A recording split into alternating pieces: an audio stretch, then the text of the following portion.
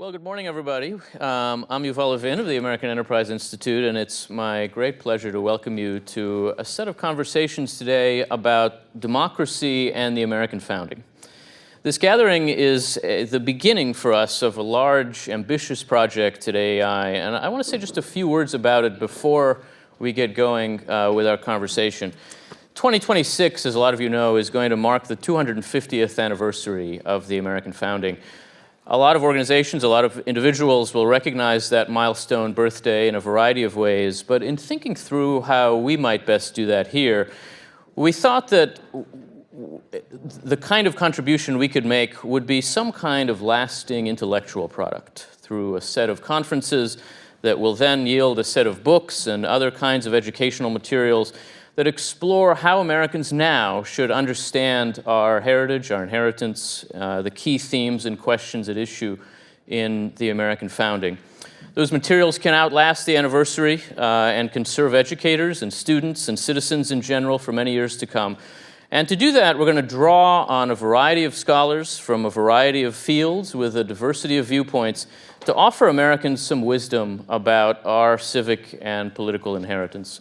And so over the course of more than 2 years, beginning today, we will be hosting 8 scholarly conferences here at AEI, each of which will be devoted to a particular facet of the American Revolution and the founding and the character and legacy of our country.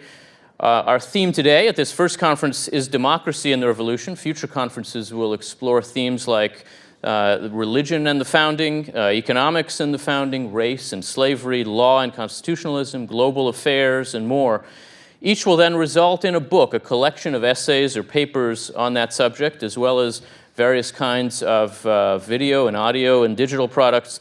All of those will be gathered together into a collection to be published in time for the July 4th, 2026 anniversary, and to be widely distributed as an educational and civic resource. We'll make them available to public libraries, to college and high school instructors, and more.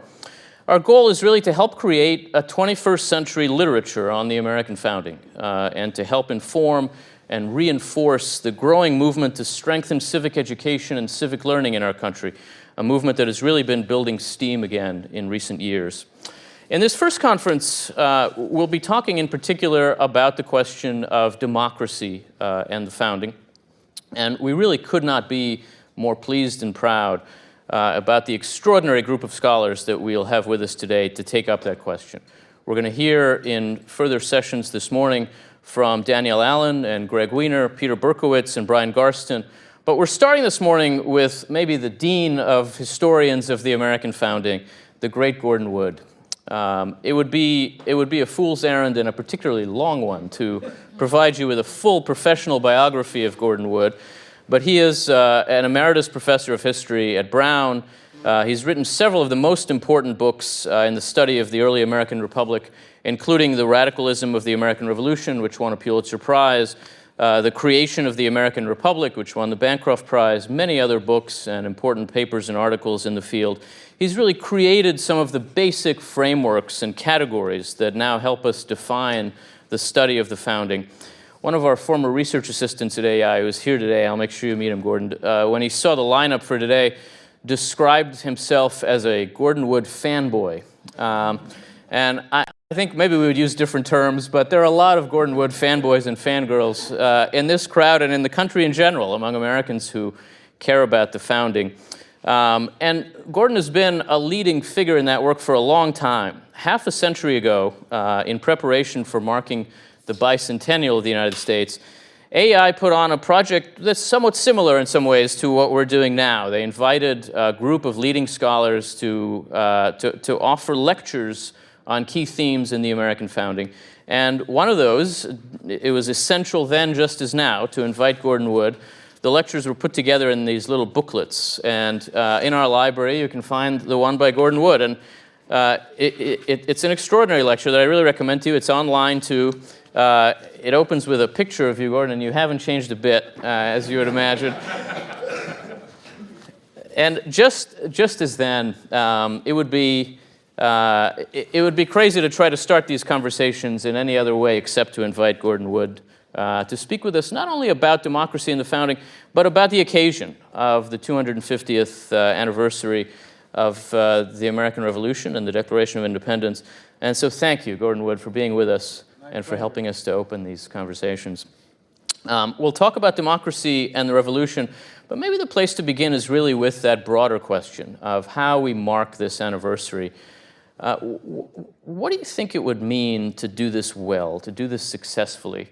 How should we be marking the 250th birthday of the United States? Well, I think your project that you've got laid out for us is one of the great contributions. Leaving a set of documents that will be used and remembered by people, I think that that's an important step. That there'll be lots of other kinds of celebrations, but a place like AEI should be doing that kind of intellectual contribution. I think that will be a wonderful way to honor the 250th.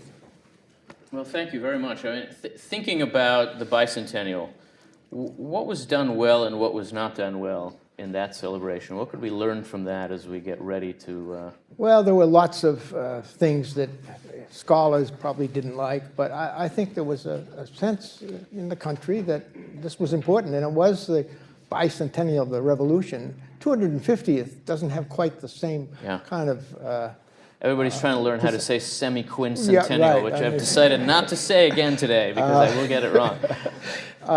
But there was this tremendous interest in the founding, and I'm not sure that it was stimulated just by the bicentennial, but certainly the founders seemed to become more important in the culture than they had been. But of course, we've always had an interest in the founders since Abraham Lincoln's time. And maybe we should look back at the centennial in 1876. That was certainly a big celebration, and see what they did. They published a lot of documents too. Nothing like the kinds of documentation we have now of the 6 leading founders. That's just an extraordinary project, not duplicated anywhere else in the world. Quite. So I hope that there'll be some kind of good things coming out of it. It's also the death of Jefferson and Adams, which will add to I think the interest in 2026. Yeah. The bicentennial. About their deaths, yes.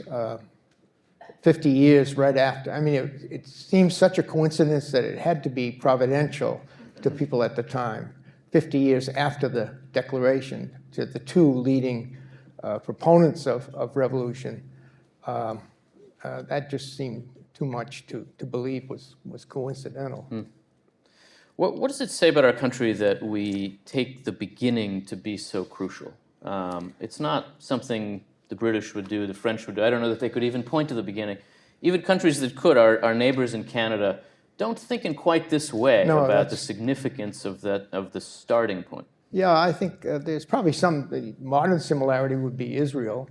I mean, a real moment when you can remember when the nation was created, and that certainly is 1776. That was the birth of the nation.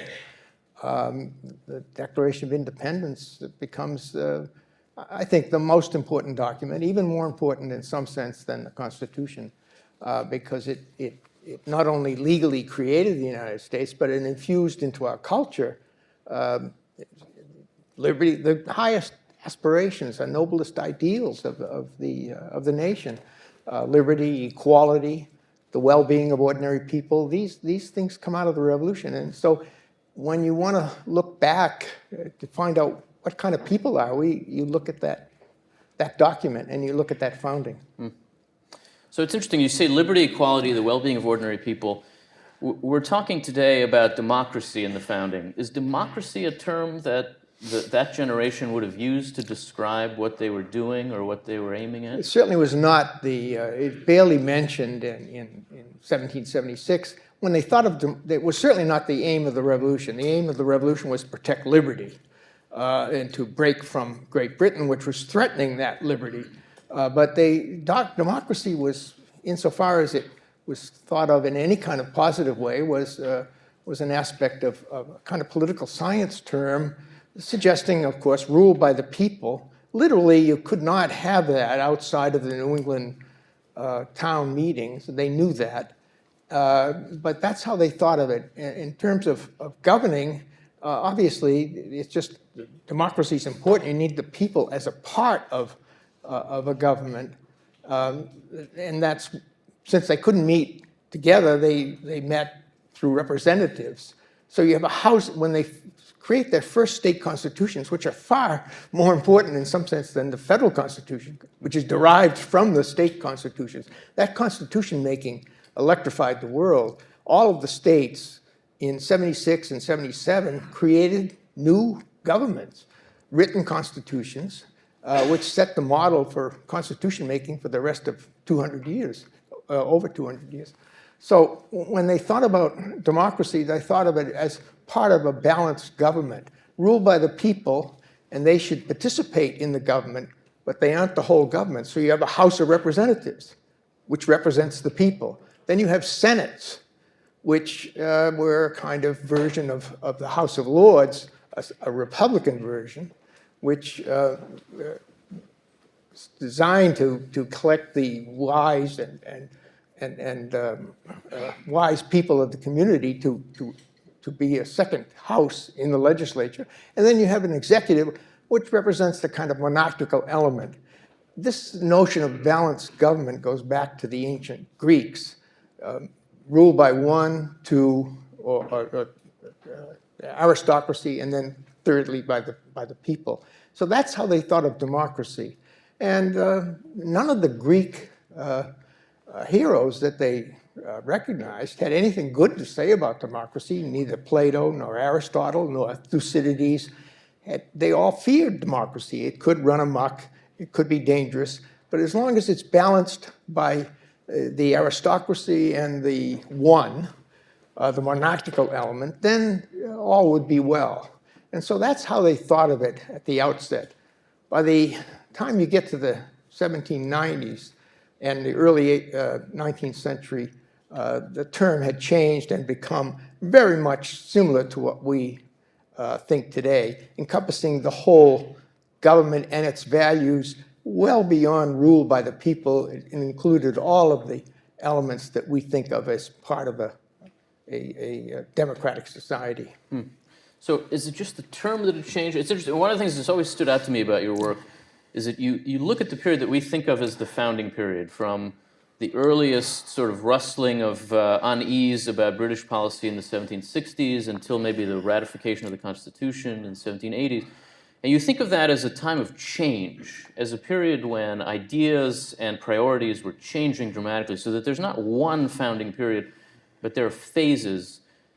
By the time of the Constitutional Convention, there's tremendous suspicion about democratic majorities. And yet, in the moment after the Declaration, the states create constitutions that are quite democratic. Compared to everything else in the world, they're amazingly democratic.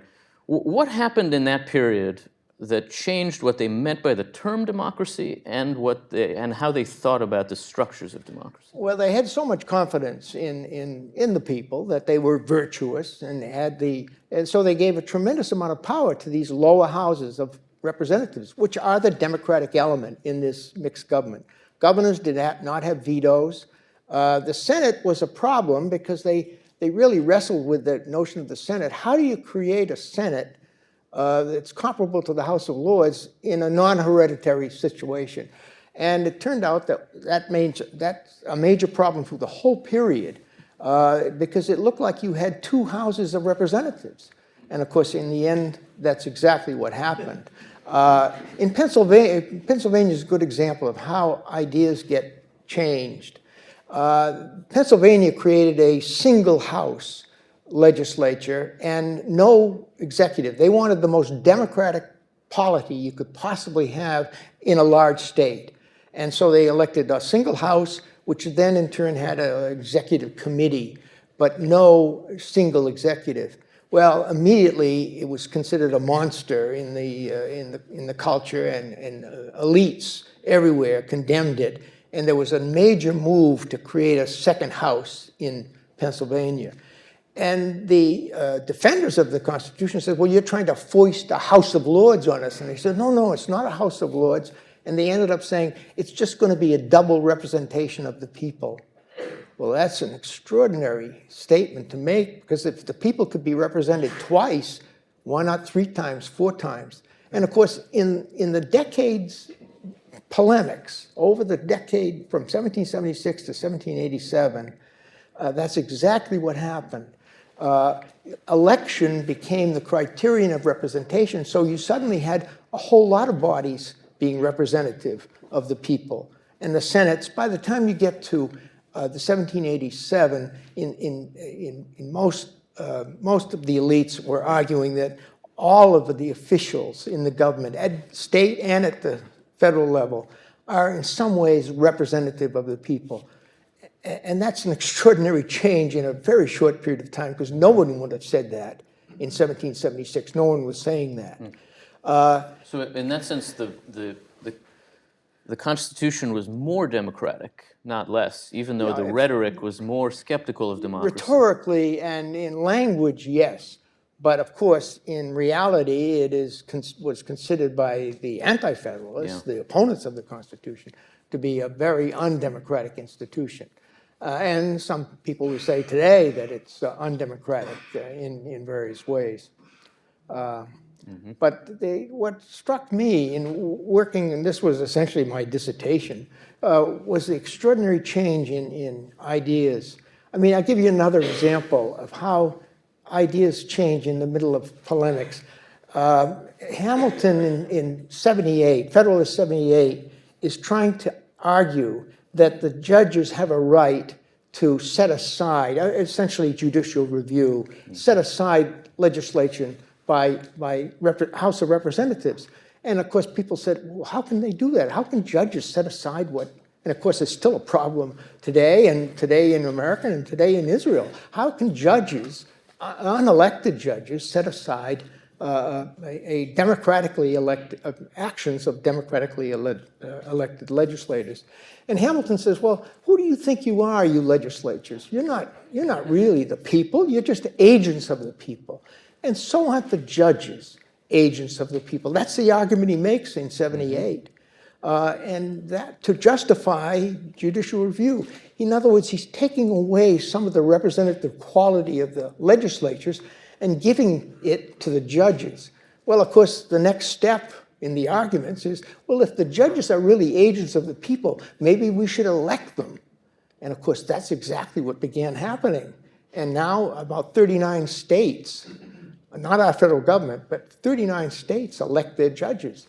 Now, Hamilton was the last thing in the world that Hamilton wanted would be elected judges, but nonetheless, by making that argument, he set in motion a notion that could be picked up and used in a different way. And that's how the ideas proceeded through the whole period. And still, that's our intellectual life. You've got to watch what you're saying, because other people can pick it up and use it in ways that you don't intend. It's an interesting thing. You know, this is an argument that you make in the creation of the American Republic, that every argument made in any direction ends up becoming an argument for more democracy in those early years.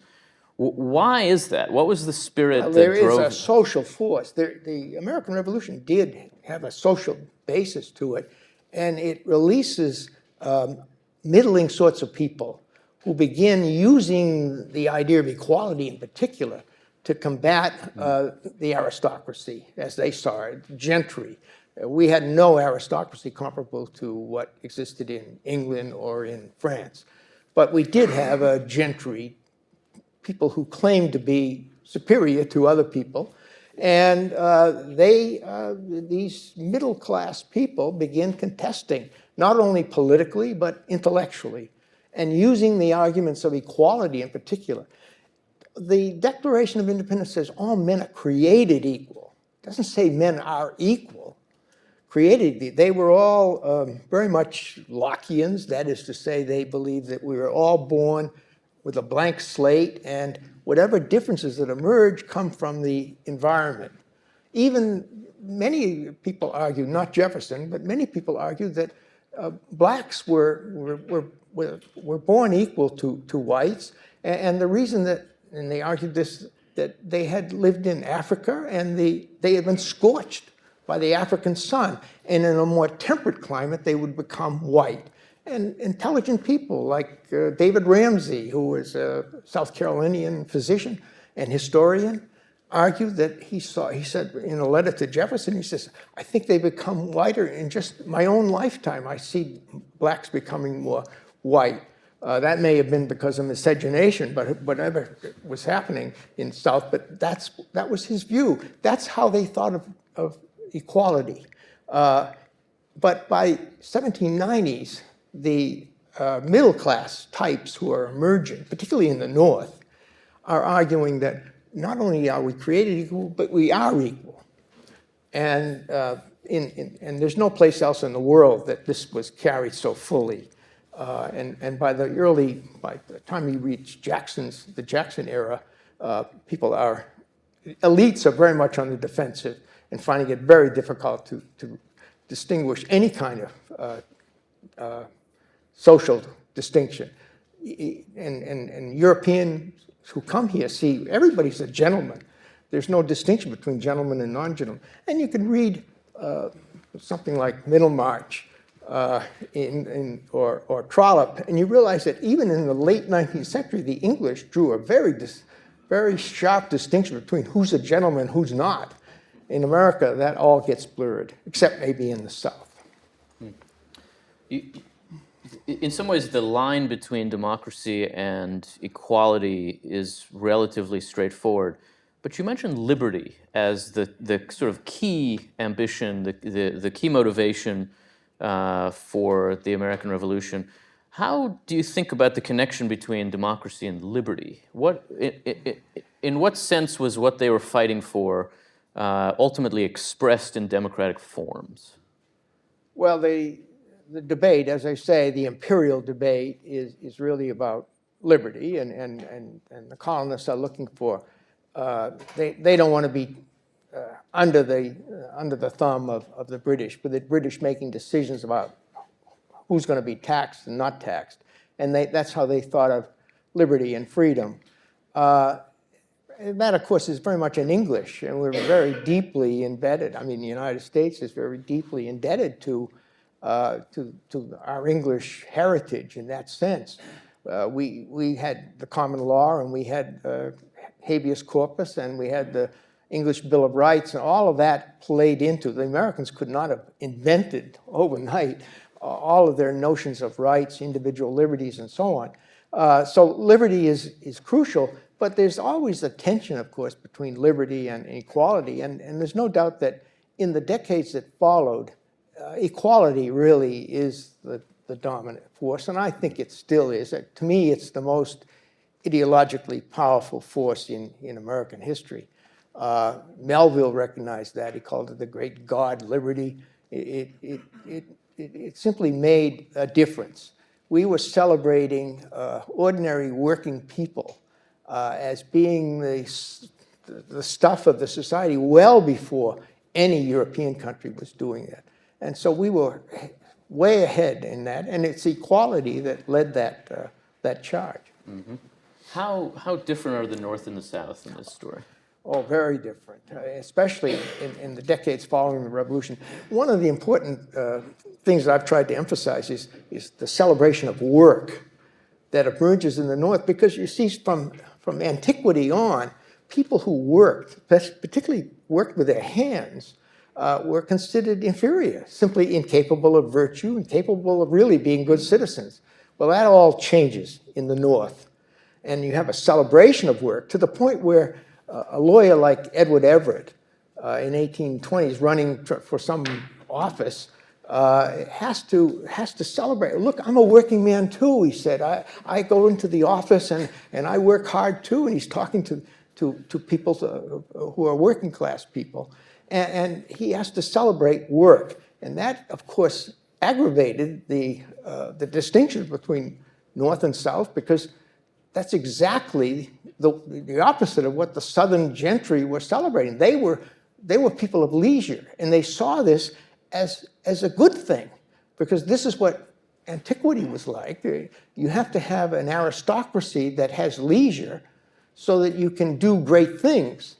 Not that the South was creating any great literature, but that's how they thought of society.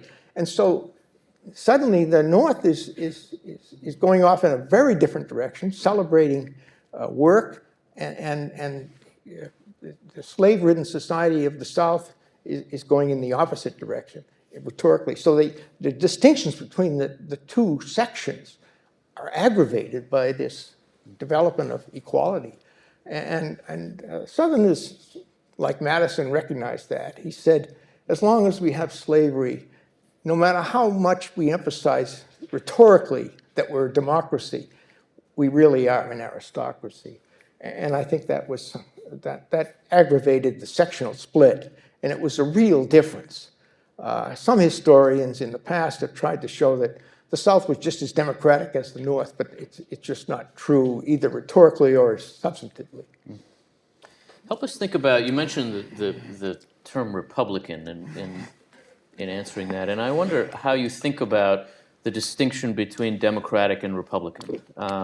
There's some effort to meld them, of course, in the politics of the early Republic. But there's also a kind of familiar argument in our time that says, well, the founders didn't found a democracy, they founded a republic. And I always wonder exactly what is it that people think they're conveying when they say that? And what really does it mean? Well, in 1776, they did create 13 republics.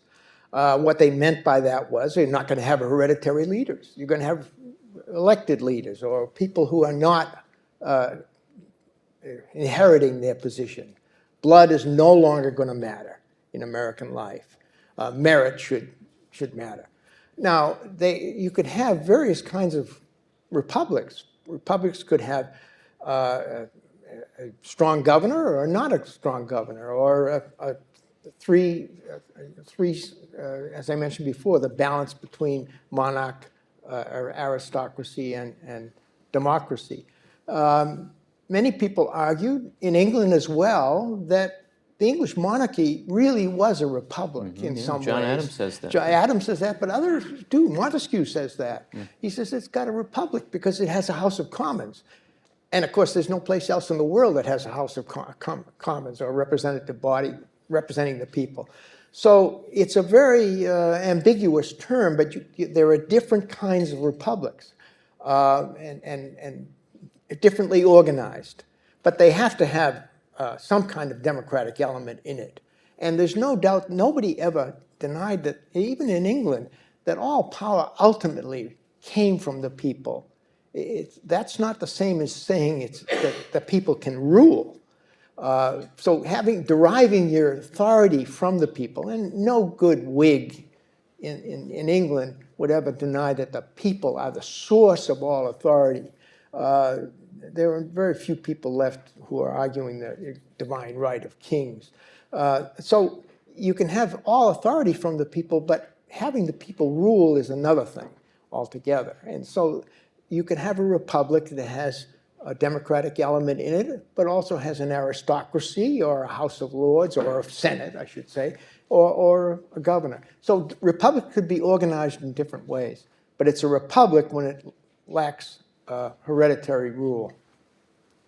So your most recent work, your latest book, is about constitution writing in the early republic, particularly the state constitutions, which on the one hand all created democratic republics. They all began from the assumption that that power had to flow through representation. But on the other hand, all placed some constraints on democratic power. Why did the Americans emerge into the world as constitution writers, as writers of written constitutions that created these formal structures that both empowered and constrained democratic publics? Yeah. Well, that's an interesting question. I mean, because now when a state creates a constitution, this was not true of Israel in 48, but now I think since the war, almost every state that's been created, there have been dozens of them, they all have a written constitution. The British do not, and the Israelis do not. They're sort of unique in the world. It started because you want to write things down when you're uncertain of what should be done. And the Americans had some experience with their charters.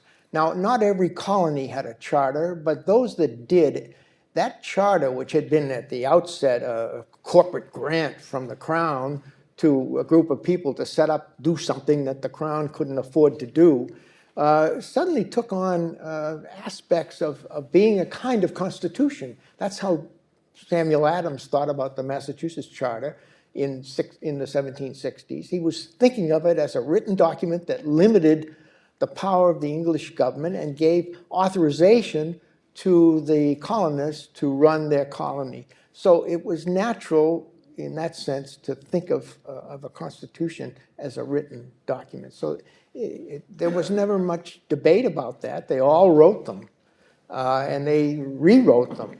Now the problem, of course, was how do you, they wrestled with, they knew it was a fundamental law, but it's created by the same body, essentially, that had created, that legislated. And this is something that really bothered Jefferson through the whole decade. How do you distinguish the fundamental law from the statutes? And this is an issue that, of course, Israelis are wrestling with. The first constitution in Maryland, I think, said, well, we'll have 2 successive legislatures. And other states had supermajorities to write the Constitution. But that didn't satisfy people, and certainly didn't satisfy Jefferson, whose Virginia Constitution of 1776 was just an act of the legislature, and he said, we got to do something more.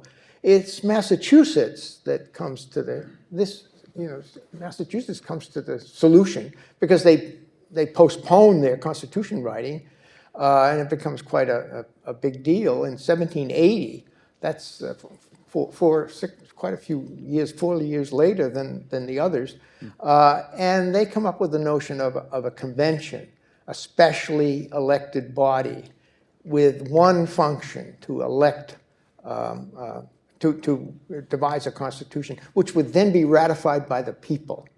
And that becomes a model. The French follow it. I mean, they pick up this notion of the convention, a special convention, and the ratification process.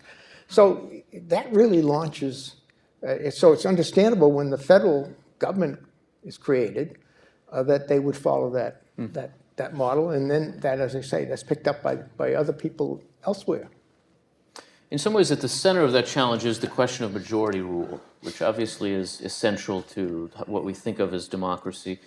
And this question of majority rule has been contentious and deeply problematic in various ways throughout American history. In maybe the greatest irony of our history, the defenders of slavery in the middle of the 19th century appealed to majority rule and to democratic ideals. How did the founding generation think about majority rule? Well, that was the problem that rose in the 1780s with these state legislatures running amok. They were doing things that really many of the elites were disturbed by. Madison in particular, he was really frightened by this because it was bringing into question Republican government. And in an older world, you might have said, well, because we're having the democratic element going crazy, we need to strengthen the aristocratic and the monarchical elements, and maybe even have a king, bring back a monarchy. People did suggest that, not too many, and some people wanted Washington to be a king in the 1780s, and he would have nothing to do with that. But Madison was really concerned about that and wrote a little working paper that should be a major document in our history. It was never published. It was called The Vices of the Political System of the United States, written somewhere in the early spring, late winter of 1787, in preparation for this convention, which was now going to meet in Philadelphia. And in this essay, which is very short, you can call it up on your screen and read it in 10 minutes, he isolates the problems of the states. And he focuses almost exclusively on the states and the legislation that's being passed. The multiplicity, he said, the injustice of this legislation, and the fact that it was in the mutability. It's constantly changing. Now, you have to understand the state legislatures introduced the constitutions in 1776 introduced, outside of New England was innovation, annual elections. And the turnover in these elections that we've studied seemed to be about, in some cases, up to 50% turnover each year. So there's a lot of mutability in the legislation. You have new groups of people coming in. They're enlarged in numbers, so you have sometimes double or 3 times the size of the old colonial legislatures. So you have a whole new crop of people coming in with all kinds of interests to promote. And they're changing the legislation. And they're, in particular, they're printing paper money, which was very, very harmful to gentry aristocrats who lived by lending money, essentially bankers in their community. There was no currency to speak of. How do people do business? How do you borrow money? People went hat in hand to the man on the hill who has a lot of money, and he lends you money, and then you do what you want to do with it. But with paper money, you're paying back to, he might have lent you in gold and silver, and you're paying him back in inflated paper. This is a very important part of the crisis of the 1780s, and it's what Madison was most objecting to, and Washington too, all of them, because they were in the business of being bankers in their community. There were no banks to speak of. So how do people deal? Well, they used their local great man who had the money to lend them. And Washington, in particular, was complaining about this because he was away fighting the war, and he says these people took advantage of him. So that becomes one of the major objections that Madison has, and others. Of course, this view is shared by many people, to what's going on in the state legislatures, and they want to curb those state legislatures. Excesses of democracy is the way they labeled it.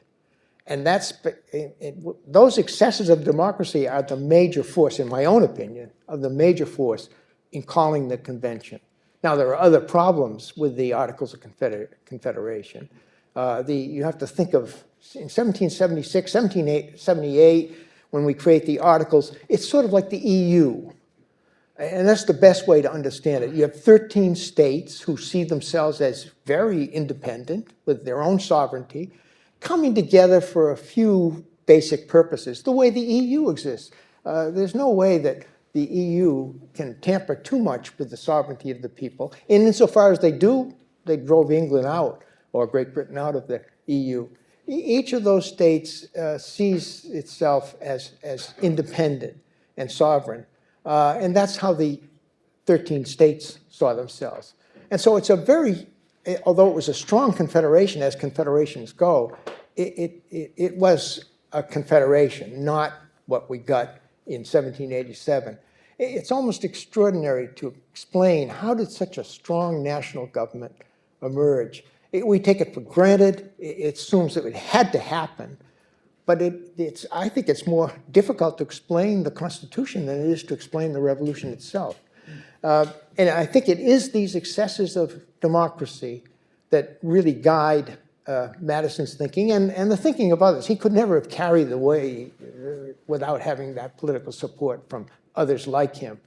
And he wanted a negative given to the Congress over all state laws. It's so impractical, you can't even imagine why he would think about it. It has no, every bill that passed by the states would have to come to Congress and get okayed before it became a law. Well, the convention threw that out, and we have Article 10, Section 1, Section 10, Article 1, Section 10, which is a series of prohibitions on the states. The one thing they can't do is print paper money. And that's probably a good thing. But the economy of the antebellum period would have been frozen if that had been rigidly enforced.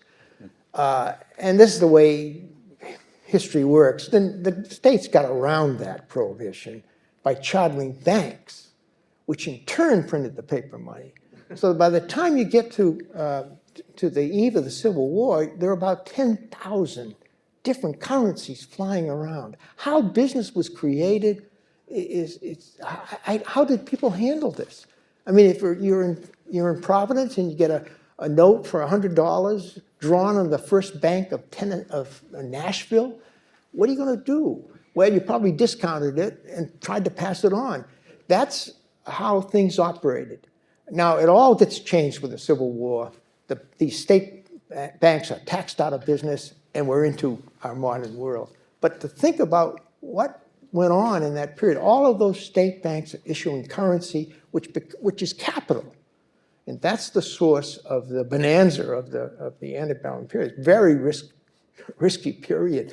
And how businesses operated there's still no good book on this as far as I'm concerned. I don't see one. But that's the story in a nutshell. The Constitution is really a reaction to excesses of democracy. And so it's built in, our whole government is built in to limit democracy. And that's causing some problems at the present. As you know, there are questions of how democratic is the Constitution. That was questioned in 1900, led to certain kinds of changes, direct election of senators and income tax amendments. And we're probably heading for some kinds of changes in the future. If we have another election in which the popular vote, the person who gets the most votes does not get elected, there'll be rising opposition to the Electoral College. But at the time, the Electoral College was a ingenious solution to a major problem of how to elect the president. They didn't anticipate political parties. They didn't anticipate tickets. So once you get past Washington, how would anyone in, say, New Hampshire know who's talented in Georgia to be president? So they had to wrestle with that. They felt they needed a kind of a college of electors or a Congress. They suggested the Congress elect the president, but then they say, well, the president would be dependent on the Congress, and that's no good. Well, maybe we'll give him a 7-year term, 7 years. And they said, then he wouldn't have to be dependent on the Congress, but at the same time, that's too long a term. So they went back and forth, and they finally came up with this notion, let's have an alternative Congress. And that's what the Electoral College is, or used to be. We added 3 electors for the District of Columbia. So do you think about those forms of skepticism of democracy as an elite phenomenon in the early republic, or was the public itself aware that democracy was getting out of control? Was that a view shared by the broad electorate, or is this story that these are just a bunch of elites? No, it's not shared by the broad. I mean, the middle class people who were creating these excesses of democracy were certainly not happy with the new federal government. It was curtailing their power. That's why Rhode Island, my own state, refused to even meet to ratify the Constitution. They just ignored it altogether because they were the most notorious issuers of paper money and the most capitalistic, if you want it. They took it as aimed at them, and they were right. That's exactly. And they were the most capitalistic, you'd say, of the commercially minded of all the 13 states. It's not surprising that that's where the Industrial Revolution, so to speak, of America began. And Rhode Island remained had more paper money and more banks per capita, per town, of any state in the antebellum period, because they had a lot of people who were making money and wanted that cash, that capital. Well, I want to open things up to people here in the room. If you have a question for Professor Wood, raise your hand, and I only ask that you tell us who you are and do ask a question rather than just offer us a comment, maybe right here in the middle to begin with. We'll get you a microphone in just a second. Here it comes.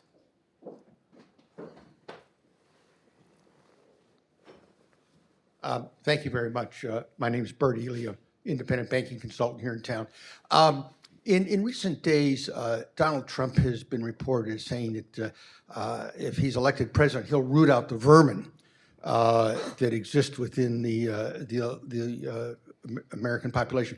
I clearly am a vermin in Trump's eyes. So my question for you is this: if Trump is elected, what protection will there be for vermin like myself? Well, I think there are lots of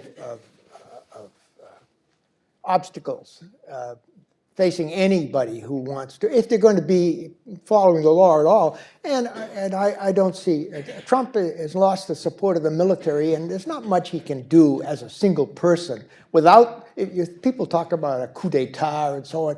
There's no coup d'etat without having the military in command. So I don't think that's a possibility. But he, obviously, using those terms is just beyond the pale, I think, for many people. That's calling other people vermin is not what we expect of our political leaders. So we're into a new Let me maybe reformulate that question in a way that speaks to the early republic, too. How do you think about populism as a force in American political life? How is it related to democracy? The sense that what democracy means is some way to empower the people against powerful social and then we've had a lot of forces. movements of that sort, and they all either get absorbed, as the Populist Party did, by the, in this case, the Democratic Party took on some of the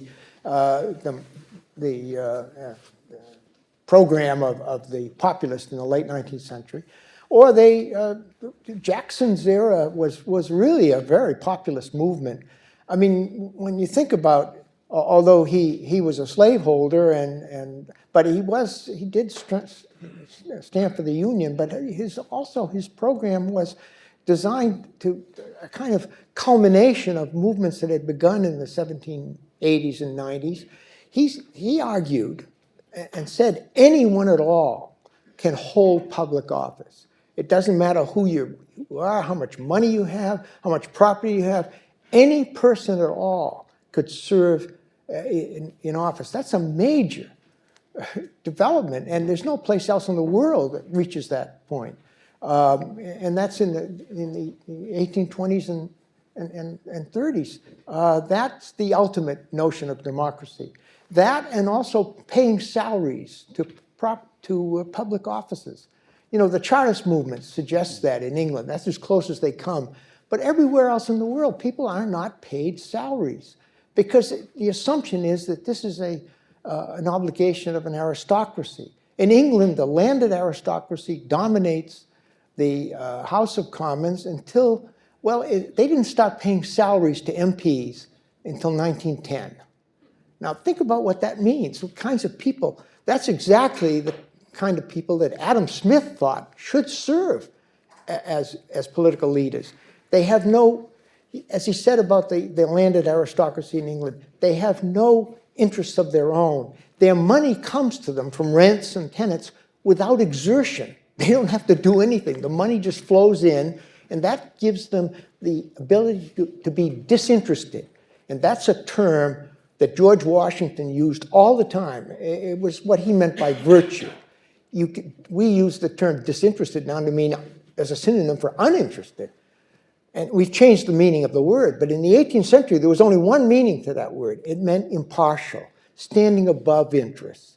And Washington has that, and he works at it. And the Southern planters, slaveholding planters, came as close as anyone in our society to emulating the English aristocracy. That is to say, they didn't have to work either. They didn't have to exert themselves. Their money, their cotton growing money came without their exertion, so to speak. Not quite up to what the English aristocracy had. But that gave them assurance that they were the true heirs of the English system.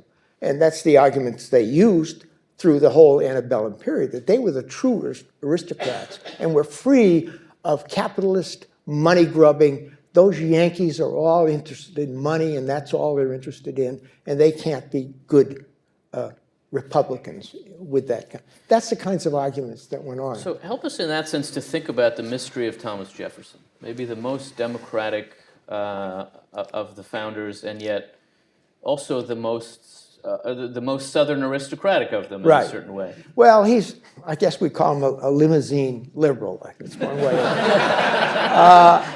But he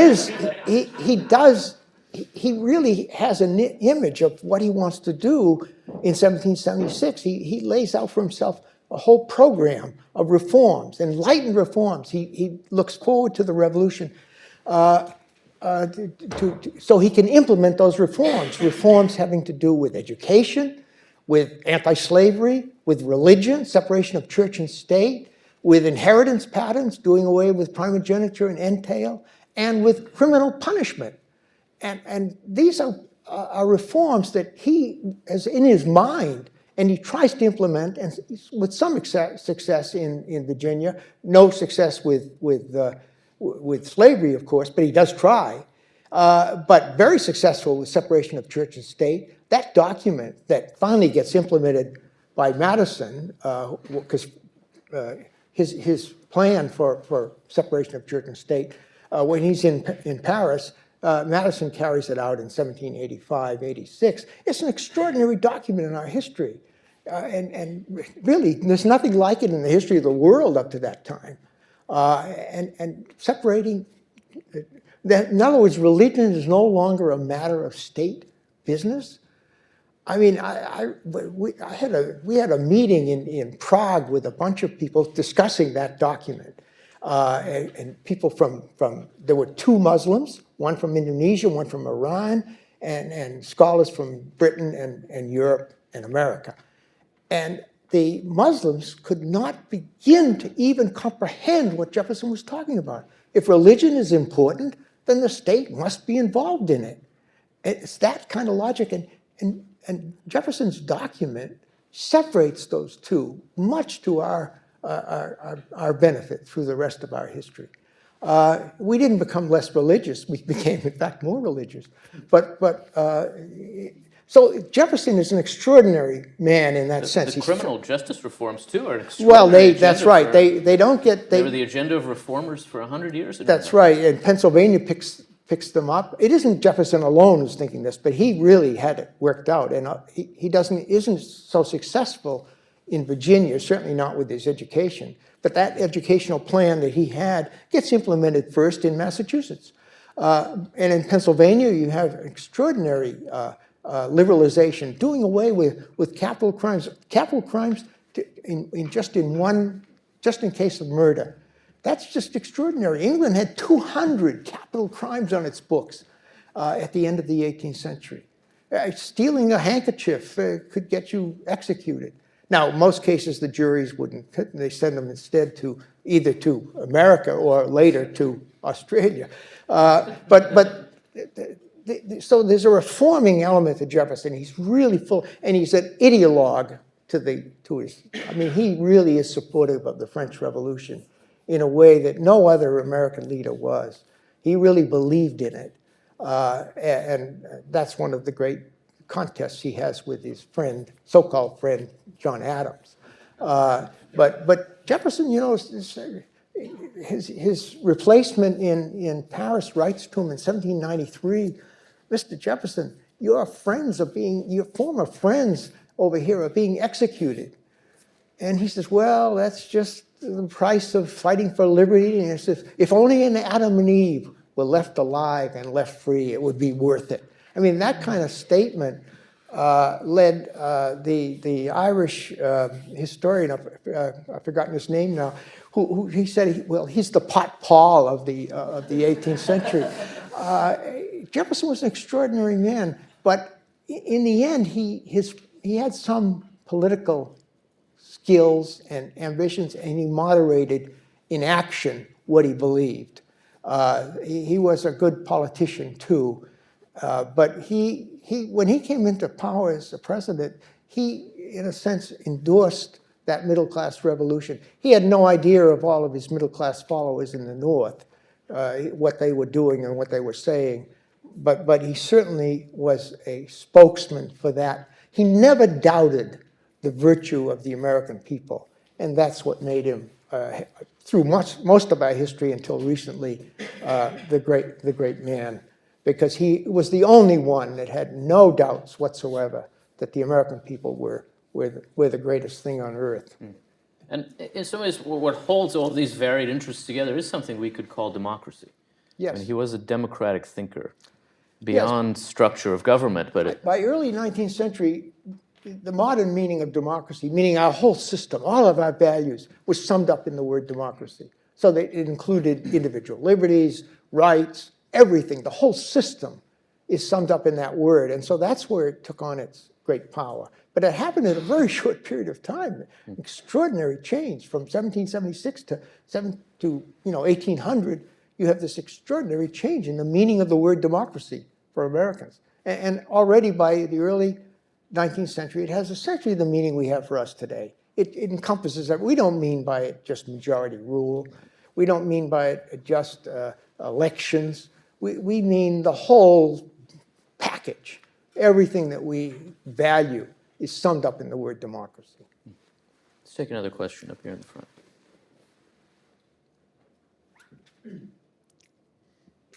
Thank you. Hi, I'm Ben Story. I'm here at AEI. Professor Wood, your mention of Jefferson's project for the University of Virginia puts me in mind of, we all know about the university education projects that emerged from the Revolution and the Constitution. Jefferson's project at UVA, Washington's project for a national university that never bore fruit. I'm wondering about another side of this, which is collegiate education as a condition of the Revolution and the Constitution. Jefferson was collegiately educated. Adams was collegiately educated. Madison was a Princeton man. Now, Washington didn't have that kind of education, but he wished he did. Yes. So do you think that the collegiate education of some of the founders was an essential condition of the project that they created? Well, they thought of, very few people went to college, of course, but that was a ticket, as John Adams said, to being a gentleman. You graduated from Harvard, got a BA from Harvard, then you were a gentleman, just by that fact alone. And that distinction between gentleman and non-gentleman, commoner, is much more, I mean, we can't even begin to imagine how real that was for these people. It was almost as stark a line of division in the society as the line between free and slave. In fact, there were so many degrees of unfreedom that was kind of blurred in the Ancien regime, in the colonial period. That's blurred. But the notion between the idea of being a gentleman and non-gentleman is really important. And you get some sense of that in some of the arguments the Federalists make. Of course, they're finding that there are so many non-gentlemen who are emerging as leaders, claiming to be gentlemen. And when foreigners come, Trollope's mother comes, she's just stunned at the fact that some guy who's a workman somewhere is calling himself a gentleman. She just can't believe that would be possible. How could the society put up with that? And that's happening in the North. So the college education was a ticket to gentry status. Now, once everyone goes to college, then of course there's no, everyone's a gentleman. So that's fallen away. We don't have that. And they also valued a liberal arts education as a way of tempering one's acute acquisitive instincts. So you can't really be a gentleman if you think about money all the time and making of money. And of course, this is a theme that's used in Silas Lapham. That novel is about that kind of problem. How can you rise up and not think, and as a businessman, and not think about money? And then how do you become a gentleman in such a society? That's a theme that runs through English literature and also through American literature. They thought of a college education as a liberal, what we think of as a liberal arts education, as a tempering of that kind of acquisitive notions. And so the colleges changed everything in our own eyes. We think of it as a means towards a vocation. And that's exactly what's happening in our present. But they had a very different view of what a college meant. Let's get another question up here. Professor Wood, J.R. Roach, AEI, you said that the skepticism of democracy in the 1780s was not shared among the American people, But then how did advocates of the Constitution successfully make the case for its ratification ultimately? Well, that's a good story. There's a lot of finagling that goes on. You have to read Pauline Mayer's book on ratification is very good. It was a very shrewd move on the part of Madison to have it ratified. He knew it had to be ratified. He can't just have the Constitution and then say, this is it. But he said we don't need all of the states, which was a real violation of what was going on. I mean, otherwise the Constitution, because Rhode Island didn't participate at all. So 9 out of the 13 needed to ratify. And there was a lot of hanky-panky that went on. I mean, the Federalists were very well organized. They controlled the press. And when they didn't have the votes, they sort of postponed things until they could get the votes. And then momentum builds up. And as several anti-Federalist leaders, someone like Richard Henry Lee, who is a kind of anomaly because he's an aristocrat, says, look, it's either this or nothing. And that's what it come down to, because the articles had really collapsed. The Congress was just not meeting.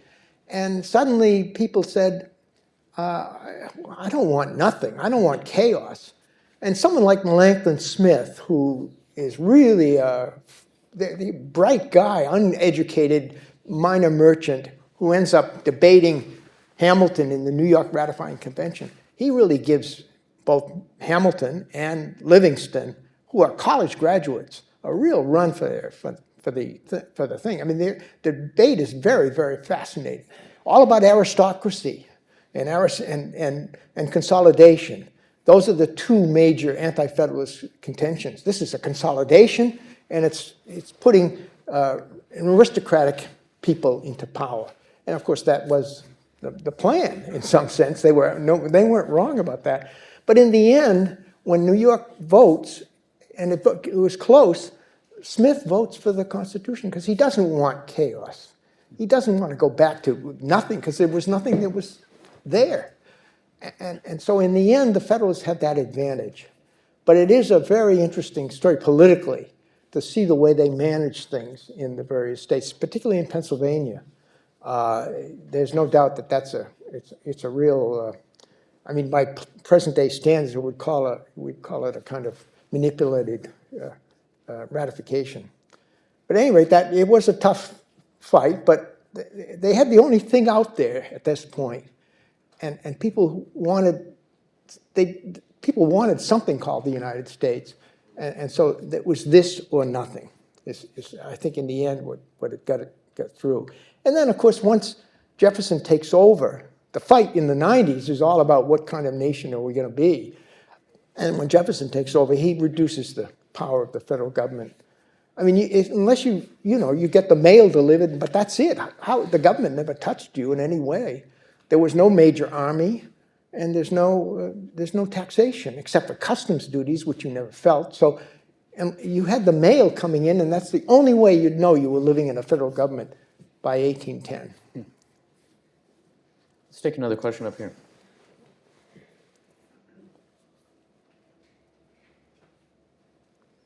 We can't see a thing out here. Yeah. Vague faces. Can I ask you about the new Army in the Adams administration? How big a concern is the creation by Congress of a second American Army, and how serious a concern was it that Hamilton, in leading it, would use it against political enemies? I should say this is Corey Shockey, who runs foreign and defense policy at okay. AIN. No, One of America's great experts on civil-military relations. In the 90s, and there's always been a problem of why Madison turns against the Washington administration. Because he is such a nationalist in the 1780s. He really engineered, as anyone, I think, if anyone's going to be the father of the Constitution, it has to be Madison. And yet, in the 1790s, he turns and becomes an opponent and leads he really created the Republican Party, Jeffersonian Republican Party. What Washington and Hamilton, especially Hamilton, has in mind is to create what we might call a fiscal military state, which is going to have the same kind of qualities as a European state, like particularly Great Britain. Hamilton was fascinated by how this little island off the northwest coast of Europe was able to become the greatest empire in the world. How did that happen? And it has to do with its fiscal policy and its ability to maintain military force. And he's going to do that. And so he's really eager to create a standing army. But it can't be called a standing army because that's the last thing any of the Americans wanted. And that's what throws Madison into opposition. And there's a real division in the society in the 1790s between the Federalist project, if you will, which is really Hamilton's project, and Jefferson and Madison in opposition, representing, I think, large, ever-increasing numbers of people. When you come to the war at the end, there is a possibility when the army is created, Washington, there's such a fear of a French invasion that Washington comes out of retirement, buckles on his sword, travels to Philadelphia, and suddenly realizes that this is not what he should be doing, and sneaks back to Mount Vernon, thoroughly embarrassed by the whole thing. Adams was never really in control of his own government, but there is such a fear. Hamilton's running this thing and he wants a real army, and he thinks that army could maybe do some good. You know, Hamilton is, although Miranda in his play makes Hamilton such a great hero, on the eve of his death, you know, the fatal clash with Burr, he writes a letter in which he says, you know, the thing poisoning this country is democracy. Hamilton is about the least democratic of the founders. And he saw that as the great threat to what's happening in that sense. It's probably fortunate that he died when he did, because he would have ended up, he never would have gotten public office anywhere, and given his views, unless he disguised them. And in 1804, he was over, he was done. But the army, fortunately, didn't materialize. The French invasion didn't materialize, although it was a real threat. I mean, we can't minimize that. We know that it wasn't going to happen, but they didn't know that. And I think it's the only comparable period in our history, and I mentioned this in one of my books, was the fear of a Japanese invasion in California, which led, of course, to the rounding up of 125,000 Japanese, some American citizens, and putting them in concentration camps. That was a real fear we had. It didn't materialize. The Japanese had no intention of invading the United States in that sense. But we were frightened, and the Americans were frightened in 1798 as well. You need to explain, you can't, it's hard to get rid of what we know in the future and say, well, of course that was crazy. But John Quincy Adams, who was minister in Holland, was writing to his father and to others that he was the most important diplomat we had abroad, and he was telling everyone that the French were going to invade, coming up through the south, and Napoleon, after all, was invading countries all over Europe and turning them into puppet regimes under French control. And there were so many French sympathizers in America, they figured that the French figured that they might just be able to take over the United States and make it another puppet regime, as they had with Holland and Switzerland and Northern Europe and Northern Italy. So the fear was real, and we need to understand that our knowledge was not shared by them back then. Let me pick up on that. Our time is ending, and maybe it's nice to end with a request for some broad guidance as we approach the 250th anniversary about just how to think about that founding generation. Obviously, the founding now is controversial for some good reasons and some bad reasons. It's controversial particularly because people question the morality of some of the founders. And what they created is our tradition, is our inheritance, Right. good and bad.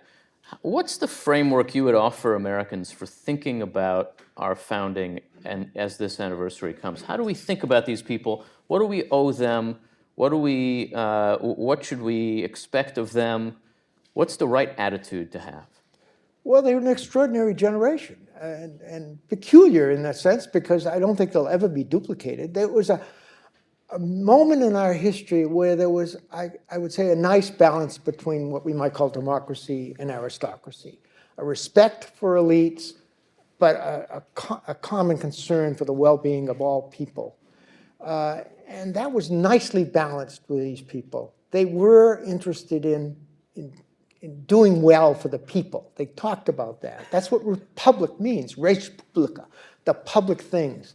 So they were concerned for the people. At the same time, they were elitists. There's no doubt of it. They had no doubt that they were superior to ordinary people, and they couldn't have imagined, in most cases, ordinary people running things.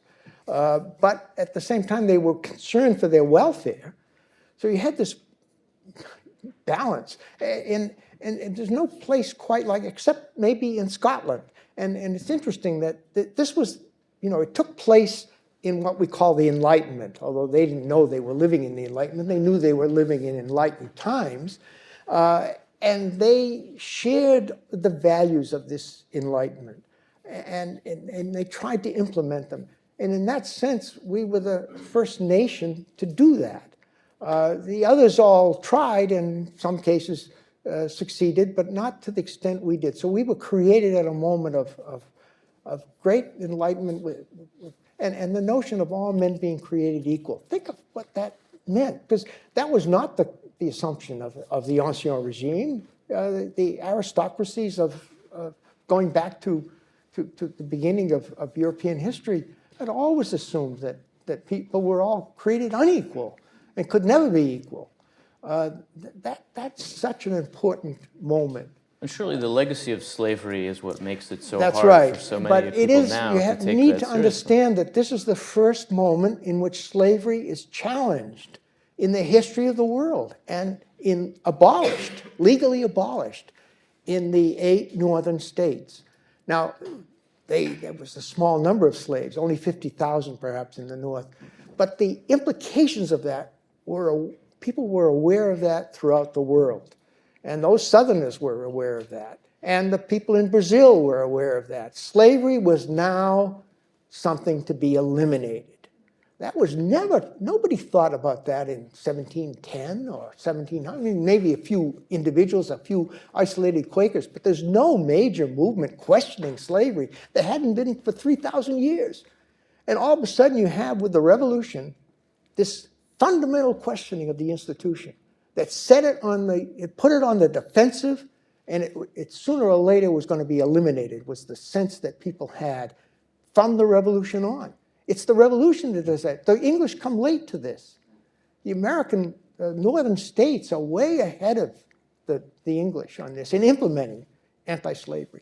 So I think you have to get a perspective on that. Now, slavery had existed for so many centuries without any substantial criticism. That needs to be understood, what's new about the revolution and these founders. And Jefferson certainly was eager to abolish slavery. He tried to do it in Virginia. In 1760s, he introduces a bill. Of course, it goes nowhere. But the Virginians were interested in the issue. Virginian planters. In 1791, they award an honorary degree to Granville Sharp, William and Mary, the College of William and Mary. The visitors are all slaveholders, the trustees. An honorary degree to Granville Sharp, who was the leading British abolitionist. Now, why would they do that? And that's the question we need to ask. Now, what happened, of course, is the Saint-Domingue Rebellion, the Haitian Revolution, in almost immediately following that awarding of this honorary degree to Sharp, and that changed everything. The fear of slave revolt, of such a messy, bloody slave revolt in which whites were killed or forced to flee, that scared the bejesus out of the Southerners. And I think from that moment on, it's almost impossible to think about their abolishing slavery because they had so many. 40% of Virginia's population were African slaves, and 60% of South Carolina's population was slaves. So they were not in a, suddenly when the Haitian Revolution broke out, that was frightening. Gordon Wood, thank you very much for getting us started. Good. Appreciate it. Good.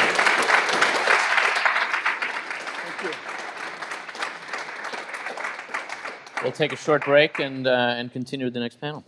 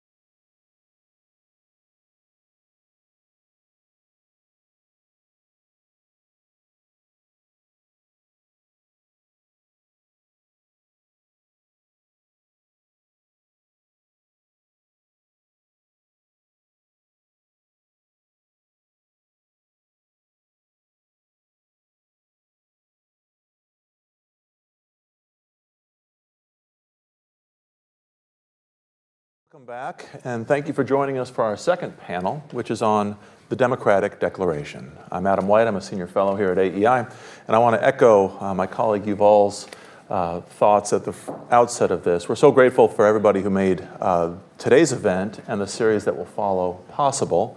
Thank you for all of you for joining us, everybody joining us online and on TV. And thanks especially to our authors in this volume in the series, and especially the two authors joining me on this panel. They'll each offer some opening remarks, and I'll introduce them one at a time in the order that they're speaking. And we're beginning with Danielle Allen. Danielle is Harvard's James Bryan Conant University professor, and she directs Harvard's Allen Lab for Democracy Renovation. We might get back to that later, by the way. She previously was a professor at the Institute for Advanced Study at Princeton. In 2020, she was awarded the Library of Congress's John W. Kluge Prize, and before that, in 2001, she was a MacArthur Foundation Fellow. She's the author of a number of excellent books, most recently, Justice by Means of Democracy, which I think came out this year. And in 2015, she wrote Our Declaration, a reading of the Declaration of Independence in defense of equality. And I guess that brings us to your remarks. Thank you so much for joining us. Thank you so much, Adam. I will stand up here for the sake of establishing up a pairing with my co-panelist. I guess I don't need this actually, do I, or do I? This one? It's an honor to be here, a privilege to be a part of this conversation. And it was such a special opportunity to be able to listen to Professor Wood. So thank you, Yuval, for giving us the chance to hear that expansive conversation. And Professor Wood, thank you very much for that. I am speaking about the Declaration of Independence this morning and sharing with you my plans for an essay for the volume. I have been working on and writing about the Declaration of Independence for 20 years at this point. That was not anything I ever actually expected to occur in my life. It emerged actually in the sense because of an accident. I taught the Declaration of Independence in a night course for low-income adults. It was a course in the humanities that had the purpose of giving them the chance to reconnect to the educational system based on an approach to education that is about reflection and agency and empowerment, really intense engagement with good texts, liberal arts style. The course was one where my students, many had not completed high school, so there was this sort of conundrum: how do you give a sort of University of Chicago style education to night students in this way? And the solution was, at the end of the day, not to compromise on the quality of the texts that we were teaching, but to go ahead and compromise on length. The Declaration is a scarce 1,337 words, and for that reason alone, I am embarrassed to admit, we began teaching it in every unit: the history unit, the philosophy unit, the writing unit. It was electrifying as a teaching document. It was electrifying because, as you all know, the Declaration tells the story of a group of people who survey their circumstances. They analyze the course of events, the course of human events, and determine that an alternative course is necessary. And then they proceed to articulate a vision and some commitments to set their direction on that new course. All of my night students were in that class because they too had surveyed their circumstances, found the course of events in their lives wanting, and set their faces in a new direction. So they understood immediately the claims about human agency, the claims about human decision-making and responsibility for shaping the direction of a community that the Declaration of Independence lays out. So I have them to thank, my students, and there's a very democratic beginning for an engagement with the Declaration. I have them to thank for my own journey with the Declaration over these last 20 years. That journey, though, has taught me some really important things about the Declaration that are not common knowledge, and so I intend to make it my purpose in the volume to share some of those important learnings that are not yet, but I hope will be, common knowledge. The relevant learnings I'm going to share this morning turn around the figure of John Adams in particular. So I have three particular lessons to communicate. The first is we have gotten into the habit of thinking of the Declaration as Thomas Jefferson's text. He was, of course, the lead draftsman. He was by no means the solo intellectual architect of the document. And if anything, I would make the case that John Adams was the much more significant intellectual architect of the document. You trace Adams' writings throughout the course of the year. He is developing the case for the language of happiness as an orienting ideal to shape how a community can talk about a shared vision for salus populi, suprema lex esto, the idea that the health and well-being of the people should be the supreme law. He is drawing on that tradition, using the concept of happiness to articulate it. He makes an articulation of the relevant principles that is quite like the Declaration of Independence in shape in January of 1776 in Massachusetts. And of course, during 1775 and 1776, he and Richard Henry Lee are the prime motive force linking Virginia and Massachusetts, moving the politics of independence forward. So it's really Adams and Lee who architect the politics of the period from mid-April through July 4th. In April, Adams releases his essay, Some Thoughts Concerning Government. He makes the case that the end or purpose of government is the same as the end or purpose of man, and it's happiness and the like. It's not just the word, it's a whole architecture, though, underneath it, the concept of constitutionalism that's attached to it. The structure of the grievances in the document also flows from Adams's thought, not Jefferson's. One can show that through comparisons of how their arguments about law and constitutionalism were developing over the period of the 2 years before 1776. So Adams is, of course, on the committee. He's number 2 on the committee after Jefferson. Jefferson was young, not very busy in Philadelphia, generally reclusive. Adams was basically on every committee that mattered. So as a result, he was too busy to be a drafter. He did admire Jefferson on a number of dimensions, and again, worked the politics to have the result that Jefferson would get the most votes when it came time to select a committee to write a preamble for a Declaration of Independence. So the Declaration is, I believe, properly understood as Adams's declaration. That's the first and most important point. That then leads to a second important point, which is the one Professor Wood made at the very end of his remarks, and I was so glad that he did, that it is indeed the revolution that brings us the beginning of the end of enslavement.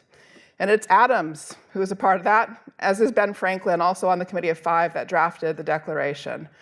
So immediately before the end of the Revolution, so before we get to even 8 states having abolished enslavement, before the end of the Revolution, both Massachusetts and Pennsylvania have done so in different ways. Pennsylvania with graduated emancipation, but nonetheless, both have committed in that fashion. The Massachusetts story is particularly important. There, Adams drafted the state constitution. The language of the Declaration flows straight into the Massachusetts state constitution. The language of the Declaration and the Constitution were immediately used in Massachusetts by abolitionists, including free African Americans living in Boston at the time. They put petitions to the Assembly to end enslavement. They took the case to the court, the Supreme Judicial Court in Massachusetts, and by virtue of a judicial decision in 1783 that ruled that enslavement was incompatible with the Massachusetts Constitution on the grounds of the language in the Constitution that came from the Declaration of Independence, enslavement was abolished in Massachusetts. So that's the second important lesson of the story. The abolitionist movement had to grow greatly in force over time, obviously before it became what we know of it in the 19th century. But as they say, it quickened in that moment. That is when it came to life, it was born. There had been prior writers and thinkers going as far back as the early 18th century. James Otis, who famously gave us the slogan, "No taxation without representation," also argued that the Africans on the shores of the northeastern Atlantic, there, the Atlantic coast, rather had the same rights as Englishmen and should be respected as having the same rights as Englishmen. So the intellectual foundations had been growing, and then the politics quickened in the period of the Revolution. So our founding, in other words, I've always called it a double-voiced founding. Yes, we entrenched enslavement in various ways, and at the same time, we also embraced abolition. We certainly put the two positions on a collision course right from that early point. So then the third message or learning that I have about the Democratic Declaration, and again, that is really John Adams' declaration, relates to the arguments that he had with key people about how to think about the idea that all human beings have basic natural rights, yet clearly the societies that was structured did not operationalize that view in terms of how the power was allocated throughout society.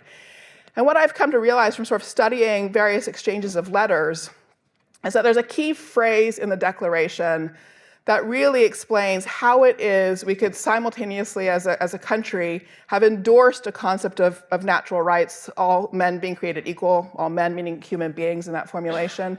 How could we have endorsed that and also set up a system for operating government that placed power in the hands only of some, primarily men, primarily white men, primarily property holders, with some variation in that from state to state?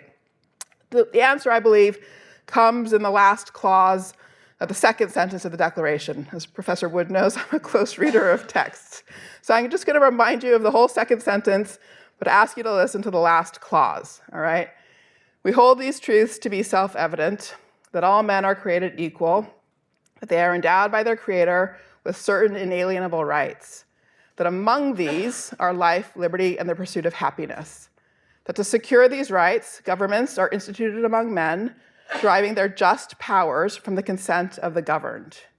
That whenever any form of government becomes destructive of these ends, it is the right of the people to alter it or to abolish it and to institute new government, laying the foundation on such principle and organizing its powers in such form as to them shall seem most likely to affect their safety and happiness. All right, so it's that last portion. What happens when government becomes destructive of the end of securing our rights? We get to change it, but the job is to lay the foundation on principle and to organize the powers of government in a form necessary to deliver on those principles. It's that split between the foundation on principle and the question of how to organize the powers of government that structures the thinking of people and the founders about the relationship between natural rights and the structure of government. So Adams, in a letter to Abigail Adams and a letter to somebody named James Sullivan, who was advocating for full inclusion for people without property, workers having the vote as well. To both of them, he writes back and says, the rights, the principles, the concept of the natural liberties, those do apply to everybody. But the question of how power is exercised, to Abigail, he says, we were going to preserve our masculine system, that's his phrase, for how we organize the powers of government. To Sullivan, he writes back and he says, power has to be directed by people who own property. And so that's the place where, from my point of view, they made the mistake. They established a commitment to basic natural rights for all human beings, but believed it was possible to secure those and deliver those in ways appropriate to different people in different circumstances, based on the reservation of power only to a few. Abigail challenged Adams, said to him, you know, men have not had a good track record with regard to their exercise of power over women, or as husbands, as she put it, over wives. She had a habit of tyranny. She, to paraphrase, said that she was ready to give him and his colleagues another chance, but that, if it did not deliver as promised, she expected that women would have to, in her words, foment a rebellion for voice and representation. And that's exactly what happened. And she was making a really important point in that letter, that when power is reserved only to some, it's arbitrary power control over others. Power corrupts, as we know. You cannot deliver on the promise of protecting natural rights for all by reserving power only to the few. You need voice and representation for all in order to make good on the commitment of principle. That is basically the philosophical error and puzzle that I believe we've been wrestling through as a country for the subsequent 250 years. So that's the shape of the essay I plan to offer Yuval and his colleagues. It's John Adams' Declaration. That declaration and the politics of the moment did quicken abolition. They did bring us the end of enslavement for the first time meaningfully in human history in some portions of our country, put the country on the collision course we all know about. And finally, that the key philosophical error they made was in not recognizing that that commitment to natural rights requires also full inclusion of all in the sharing of power. Thank you.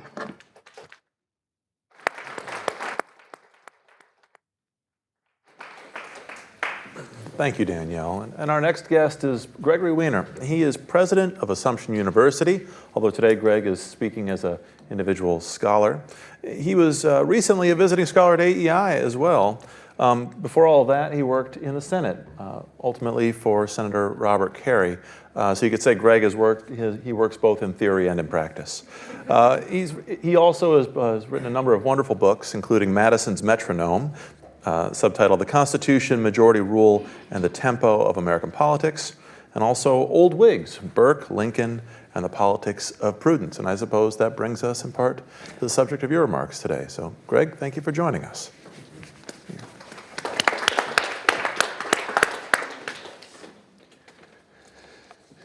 Adam, thank you very much. The listing of excellent books, I appreciate you omitting the mediocre ones. I too am grateful to AEI, to Yuval, to Adam for bringing this group together. I feel quite honored to be in the company of these scholars, particularly a scholar of Professor Allen's achievement on the Declaration.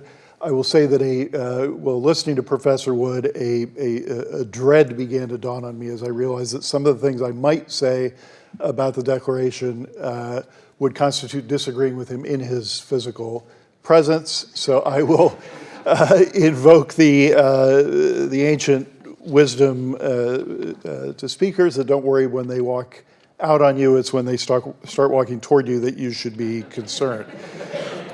We're going to go right to Q&A with the first question. Right. So what I thought I would do is try to address the issue of individual rights versus democracy in majority rule by looking before the Declaration at John Locke, at the Declaration itself, and then ultimately, and in fact by way of beginning, through the eyes of Lincoln. Lincoln's fragment on the Constitution famously compares the relation between the Declaration of Independence and the Constitution to Proverbs 25:11's reference to an apple of gold in a frame of silver. His point is that the mechanisms of the Constitution, the frame, serve the ideals of the Declaration, which is the apple. And it's often understood to indicate Lincoln's emphasis on individual liberty as the lens through which the Constitution should be interpreted.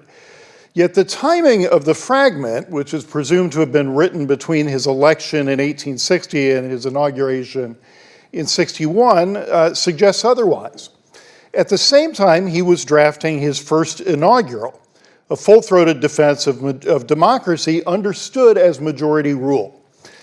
In fact, I would add that this is true of Madison in the Vice's memo, as well as Lincoln, even when arguing with Douglas about popular sovereignty, that the question was often the ability of national majorities to decide national issues rather than local majorities to decide national issues. So here's what Lincoln says about majority rule in the first inaugural. He says, a majority held in restraint by constitutional checks and limitations and always changing easily, and this is key, with deliberate changes of popular opinions and sentiments is the only true sovereign of a free people. Lincoln continues to say that on any question over which the national government has jurisdiction, majorities and minorities naturally form. Then he says this, if the majority will not, pardon me, that may have been Freudian, if the minority will not acquiesce, the majority must, or the government must cease. There is no other alternative for continuing the government is acquiescence on one side or the other. The Declaration says, I think, something remarkably similar if it is read in full. To see why, I want to return briefly to the theorist widely presumed, and not without good reason, to be the most significant influence on the Declaration, and that is John Locke. The vast bulk of Locke's second treatise pertains to the purposes for and methods by which governments are formed.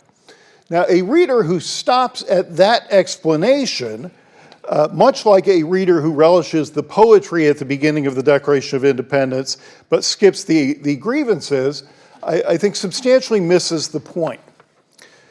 Individualist readers of Locke ignore, as do individualist readers of the Declaration, the difference between natural and civil rights, and that would, I would say, include civil rights derived from natural rights, that is, the independent rights of the state of nature, do not, and in fact cannot, transfer fully to a civil state.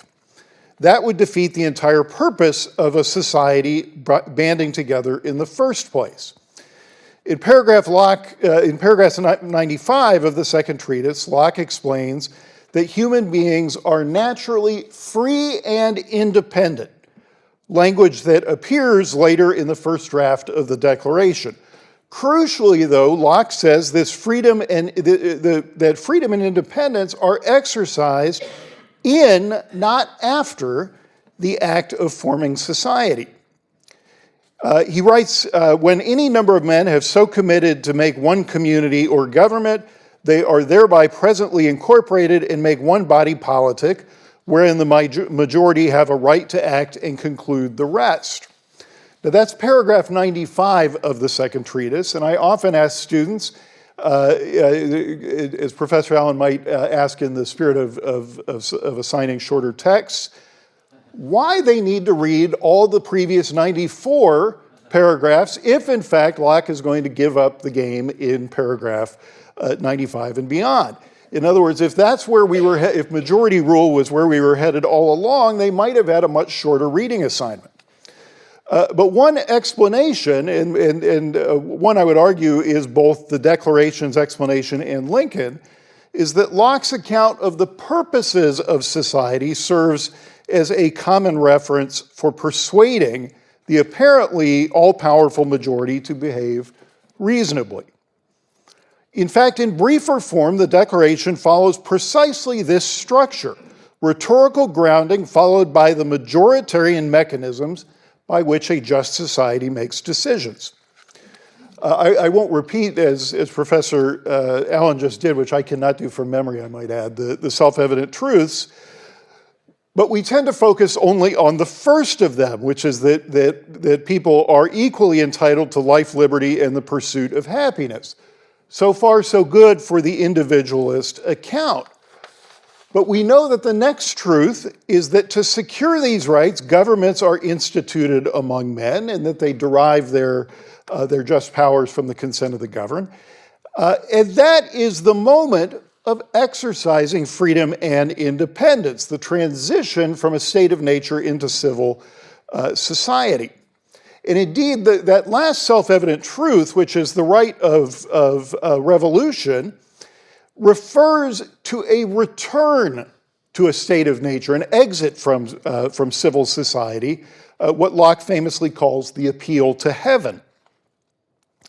The actual grievances that follow can be counted and categorized differently, but the least that can be said is that the single largest category pertained to King George inhibiting Republican self-government. The king has dissolved legislatures, convened them at distant places. In Adams' addition, if I'm not wrong, to the first draft, he's refused to approve good laws and so forth. And even many of the references to what we might call rights or liberties are based on the regulation or assume the regulation of liberty by Republican processes, such as imposing taxes, quote, without our consent, and maintaining standing armies, quote, without the consent of our legislatures. Ultimately, the Declaration itself is a persuasive brief, which suggests that its drafters, that the revolutionary generation did not actually believe, as Thomas Paine did, that a change of government required no justification. Thus, Lincoln's later insistence that the rebellious states had not in point of law seceded, in other words, had not exited civil society. The principle of equality that animates the Declaration for him is, in fact, the theoretical basis of democracy. We are not all precisely equal in all respects, but we are equal in our capacity to govern ourselves. Now, Lincoln was accused of being too much of a gradualist by his contemporaries, too moderate on the question of enslavement, precisely because his intention was to change public sentiment, as he later said in the first inaugural. And we may reasonably ask, why should any individual or group have to convince a majority of its basic rights, even convincing them, as in the case of enslavement, of their humanity? And the reason which Lincoln gives us in the Declaration as well is that there simply is no other way, as much as we might like it to be otherwise, that rights can be meaningfully secured. The first inaugural, therefore, as I emphasized before, refers to deliberate changes of public opinion. Let me offer this by way of conclusion, which is that in this sense, the debate over Lincoln or the Declaration or Locke is miscast as purely one between majority rule and individual rights. The choice which we should focus on is rather between a radical individualism and a genuinely common good, the res publica, as Professor Wood said. Lincoln's genius, like the Declarations, was the reconciliation of, and not a choice between, the two. At the end of the fragment with which I opened, the Proverbs' description of an apple of gold in a frame of silver, Lincoln exhorts us to act that neither picture or apple shall ever be blurred or bruised or broken. The neither indicates that he saw no contradiction in preserving both, nor need we. Thank you.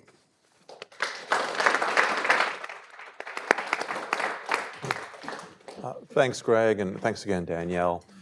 You both quoted from the Declaration's second sentence, but maybe let's start with the first. And I will quote it too, just the first half of the first sentence. When in the course of human events it becomes necessary for one people to dissolve the political bands which have connected them with one another and to assume the powers of the earth. And I want to stop there and go back to the very beginning. One people. How should we understand the declarations, the founders' identification of themselves as one people? Maybe later we'll talk about what that means today. Let's start with how they saw this. Why did they describe themselves as one people? Danielle? Well, it's a really important question because at that point in time, it's not obvious that they were one people. They were 13 colonies, each of which thought of itself as its own country. They would use the language of my home country to describe where they were from. When you read the sort of speeches and letters of British politicians, they're very clear about the times when they're talking about the people in the port of Boston or the people in Philadelphia and the like. There's a sort of sense of separation. Yet over the course of that period of time, call it from 1766, just after the sort of Stamp Act issues up through 1776, you can see a real change in self-conception and also change on the British side. You can see the British start to refer to the Americans, right? So that becomes a concept and a source of great irritation and frustration to them. And of course, among the colonies, they do now have committees of correspondence set up. I think that's really the most important thing, that they have networks of communication that are directed towards developing a shared story, in effect, a shared understanding of their circumstances, that shared diagnosis of a course of human events. And I think it's that process that creates a political people. Yeah. That means a people who are going to decide together on the shape of their governing institutions. And of course, they then make the people a truth with that declaration of their existence in that first sentence. And Greg, before you jump in, I'll just add, a decade or so later, John Jay in the Federalist goes on at length about how the Americans have such great fortune to be one people. And he goes into such detail, almost all of which seems a great overstatement. Maybe aspirational, fake it till you make it. But you look right there in the Declaration, the first sentence, it's one people. A key takeaway from that for me is that the liberty being claimed is for one people, not individuals, but one people to dissolve the bands which connect them with another. Yeah. And in fact, well before John Jay, Edmund Burke in his speeches, his parliamentary speeches on America had noted this. He said the Americans had developed their own manners and sentiments and opinions and had in fact become a people. And I think if one looks at what follows immediately in the preamble of the Constitution, but underscored by the grievances, the rights being claimed in the manner they are described make sense as the rights of a people much more than they make sense as the rights of isolated individuals. Yeah, and I'd just point out that latter part of the Declaration, it is echoed so clearly years later, just a few years later, in the vices of the current system that Professor Wood pointed out. You used the term a political people just a moment ago. I guess that brings me to my second question. Following that first sentence, we get to the second, where you say the founders recognize that all of us are created equal. We tend to think about that in terms of our individual liberties, the words that immediately follow. But it also says something about the nature of our political community, doesn't it? For sure, no, absolutely. And I mean, just to link your two questions together, and this question of, were they one people or 13 peoples will bedevil them all the way through the drafting of the Constitution. James Wilson was another person who brought incredible erudition to the Constitutional Convention and contributed to its shaping. And he really emphasized that they needed to see themselves as one people, as a whole nation. Of course, others were really arguing still at that point that the states were separate peoples, and therefore we get, again, the compromises that are baked into our institutions around that concept. So it's important that and Wilson, I should say, uses the Declaration to make that argument that the Constitution is being drafted for one people. All of the sort of popular representation features of the Constitution come from that argument on his part, again, drawing on the Declaration. So the concept is really important because it is being used to negotiate the question of where authority will lie. Will it lie with the national government, or will it lie with state governments? There are, of course, also cultural questions that go along with that notion of peoplehood. But the reason the concept matters in the politics in the moment is because there's an actual debate going on about where authority will lie. Yeah, great. I think it's particularly important to draw on that, to note that what we see in the transition from the Articles period to the constitutional framing, and I would argue what we see later in Lincoln's reaction to the Kansas-Nebraska Act, is the question is, where will authority lie? Will it, in other words, will it lie with the people or with a tyrant or whomever else? But also, at what level of society will authority reside? In other words, the question is, the vast bulk of the Madison's Vices memo, he certainly does speak to substantive injustice, of which paper money is the clearest example, but the vast majority of his complaints are that the Articles of Confederation have incapacitated national majorities with respect to national issues. And this is also what Lincoln says in Peoria and in the Lincoln-Douglas debates. He is certainly profoundly morally opposed to enslavement, but his response to Douglas's invocation of popular sovereignty is also that this is in fact a national issue that should be decided by the people, by one nation, not by local majorities. You've referred now and in your remarks before to national majorities, and I wanted to delve into that a bit, because it's true that Madison and Lincoln were both focused on the importance and the sovereignty of national majorities under our Constitution. But it wasn't national majorities for their own sake so much in either case, right? Madison, when he's urging the creation of a new Constitution that empowers national majorities, so much of it is for the sake of protecting individual liberty in the states, to make sure that that factions aren't oppressing individuals in the states. And the same with Lincoln, of course. His first inaugural, he's calling for national democracy. One of the key examples he uses is national democracy for the sake of overcoming the Dred Scott decision. So is it just, how should we understand that balance? National majorities, but national majorities for the sake of individual liberty? Or am I overstating it? I think you're overstating it, due respect. I think that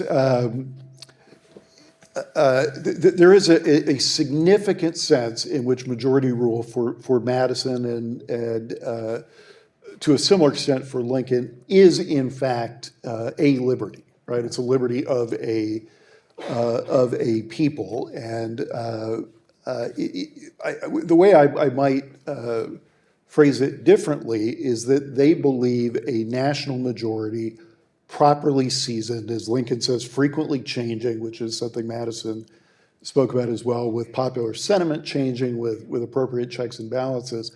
Under those circumstances, a national majority is likelier to protect individual rights. But Madison certainly also says, as does Lincoln in the first inaugural, that majority rule is as Madison says, the end, the very definition of Republican government. Danielle, was I just slightly wrong, or am I even wronger than that? No, I mean, I think you're asking an important question, and I think you're really asking, no. That's currying favor with the moderator. I didn't mean it the way it sounded. That's okay.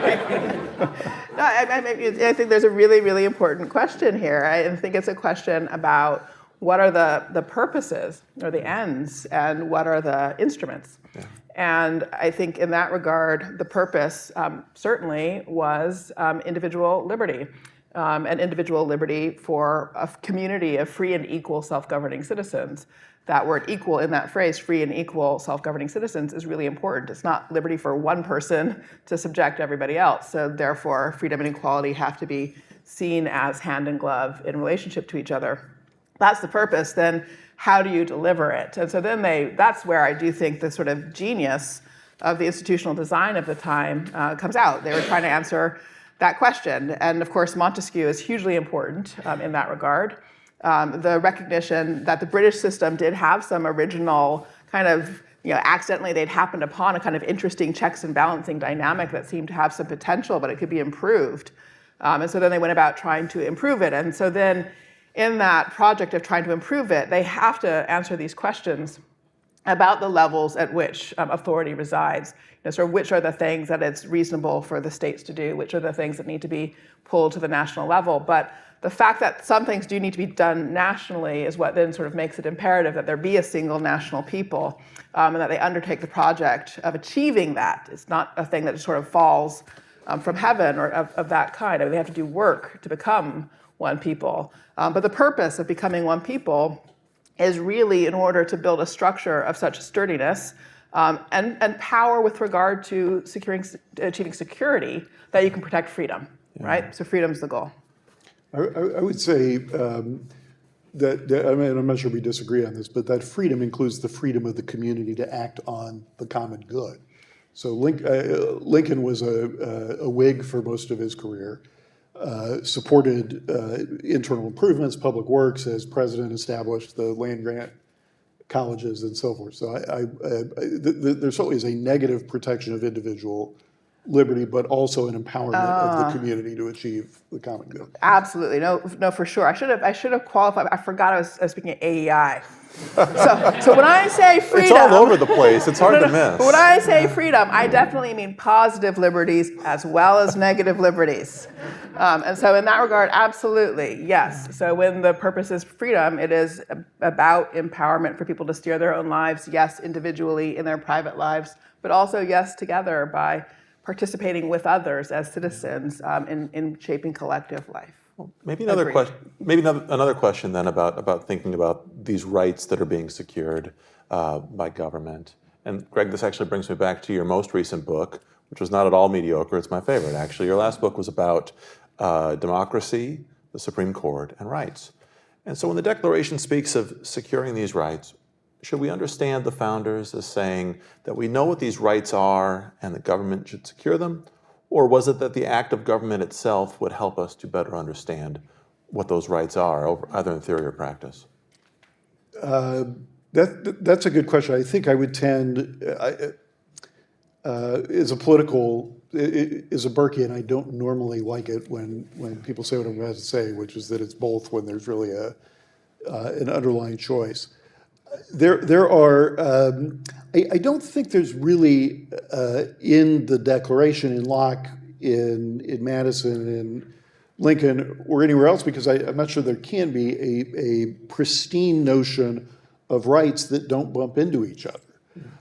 So I think we see this in the grievances in the Declaration. It's not that King George did thus and such, and that is inherently unjust, is that he did so without our consent, and our consent means the consent of the people. So I think it's very much a framework in which the Declaration and the Constitution, in which liberty, individual, and I would agree to within constitutional safeguards, positive liberty is safeguarded, but it does require some definition and regulation. I want to say that it's important that the period we're talking about really predates the division of the concept of freedom into negative liberties and positive liberties. I mean, Benjamin Constant doesn't write his essay on the liberties of the ancients and the moderns for another, roughly speaking, 50 years, I think. I'm not going to remember the exact date. That's the point, right, where he makes the case that commercial society is developing in a way that one, in fact, achieves the best picture of freedom mainly by being left alone to pursue your commercial interests, and sort of the positive liberties of the ancients, the responsibility to participate in government is really an anchor. It's not something that's needed. And then, of course, that division changes the trajectory of liberal political thought over the ensuing 200 years. But that hasn't occurred at this point in time. I mean, we are in a context where what people would call Republican concept of freedom is the one that is the paradigm. And that is as much about those responsibilities of participation, because those actually give you freedom as a co-author of the norms and constraints of the society. That is as important as the protections from inappropriate interference by government. Danielle, you had a wonderful line in your remarks when you referred to the double-voiced founding. Years ago, your colleague Harvey Mansfield joked about, he quipped that the Declaration is a self-evident half-truth. And I think I like double-voiced founding better than that. But double-voiced founding, there's a risk. You could say, well, what you're saying is the founders were talking out of both sides of their mouths. What did you mean by double-voiced founding? I really like this. Double-voiced founding is one where there were people who disagreed with each other in the room together, and they had to come to an accommodation. And they did. They came to an accommodation. They compromised, and there are very specific compromises in the Declaration. I can share those if that's of interest. But so as a result, the document communicates the voices of both sides. Is sort of just very straightforward in that regard, as must any democratic decision. Any democratic decision must ultimately be an accommodation amongst people with different interests. That is the only sort of basis for stable decision-making over time. So our founding was double-voiced, and democratic politics is inevitably double-voiced. I'd love to hear a couple of the examples, actually. Sure. Well, so from my point of view, the two biggest compromises captured in the Declaration are a compromise about religion and a compromise about enslavement. So the compromise around religion is, so the draft that Jefferson shared with his colleagues, Adams, Franklin, Sherman, and Livingston, not Livingston, sorry, what am I saying? New Yorker friend. Morris? No, I can't believe. Oh. It's okay. Sorry? Livingston. It was Livingston. Okay, I was right the first time. Yeah, Sherman from Connecticut and Robert Livingston from New York. Thank you, Gordon. The draft that Jefferson shared with them did not have any of the vocabulary that is connected to the figure of a creator in it. And then we got the language of the created, equal, endowed by the creator, thanks to Adams and Franklin. And then we got the later language in the Declaration about divine providence of the Supreme Judge from Congress, when Congress changed about 25% of the text that the committee submitted. So that was a compromise process. There were a variety of religious points of view, including deism, active in the colonies at the time. And so what you get is a document that really lets every sort of position then active with the kind of view about religion and politics have a space in the document. In addition to the language I just mentioned, you get the opening phrase where moral foundations are grounded on the laws of nature and nature's God. All right, so you can subscribe to either half of that sentence and have a moral foundation for the principles in the Declaration. So atheists, deists, people of faith of any potential theology or doctrine are all included in that language. None of those terms, creator, divine providence, supreme judge, speak to any particular tradition. That's an extraordinary compromise, a way of making the document capacious for an awful lot, I would say all of the relevant points of religious points of view in the colonies. That's the religious compromise in the document. The enslavement compromise shows up in two places. There is the excised passage that had been drafted by the committee condemning King George for the continuation of the slave trade. And the condemnation used the same vocabulary of rights. They condemned him for violating the sacred rights of life and liberty of a distant people in Africa. So they used exactly the same vocabulary for Africans, sacred rights of life and liberty, as they used for themselves. That was the work of the committee. Was it Jefferson? Was it Adams? A little hard to tell in that particular mix. And again, it wasn't proposing abolition or anything like that. It was only condemning the continuation of the slave trade, sort of a limited thing. Nonetheless, there was that important statement of principle. Congress cut that out. Congress cut that out as the sort of pro-enslavement moment in its edits. On the other hand, the phrase life, liberty, and the pursuit of happiness was an anti-enslavement edit. In the fall of 1775, the royal British governor, Lord Dunmore, had decreed that any enslaved person in Virginia who escaped and would fight for the British would be free. And from that point on, that sort of really radicalized the Virginians and really brought them to the side of wanting independence. But from that point on, what also happened was that they began to object to King George on the grounds that he had violated their rights of property, and meaning very specifically that he had violated their rights of property to hold people. So for the next 9 months, there was a lot of discussion of the rights of property, but it was tightly entangled with the defense of enslavement. And so by the time we come to the Declaration and the writing of the Articles of Confederation, they are so entangled that Franklin says so out loud in the discussion about the Articles of Confederation, that we can't really use this property concept right now because of its entanglement with slavery. So pursuit of happiness is a substitute in a phrase that would more conventionally have read life, liberty, and property. And by pushing property out and putting pursuit of happiness in there, you get a compromise. Capacious enough for those who are still defending enslavement to think, sure, yep, okay, my pursuit of happiness, that's in there too. But it's not a clear commitment to enslavement by any stretch of the imagination because of having displaced the property concept.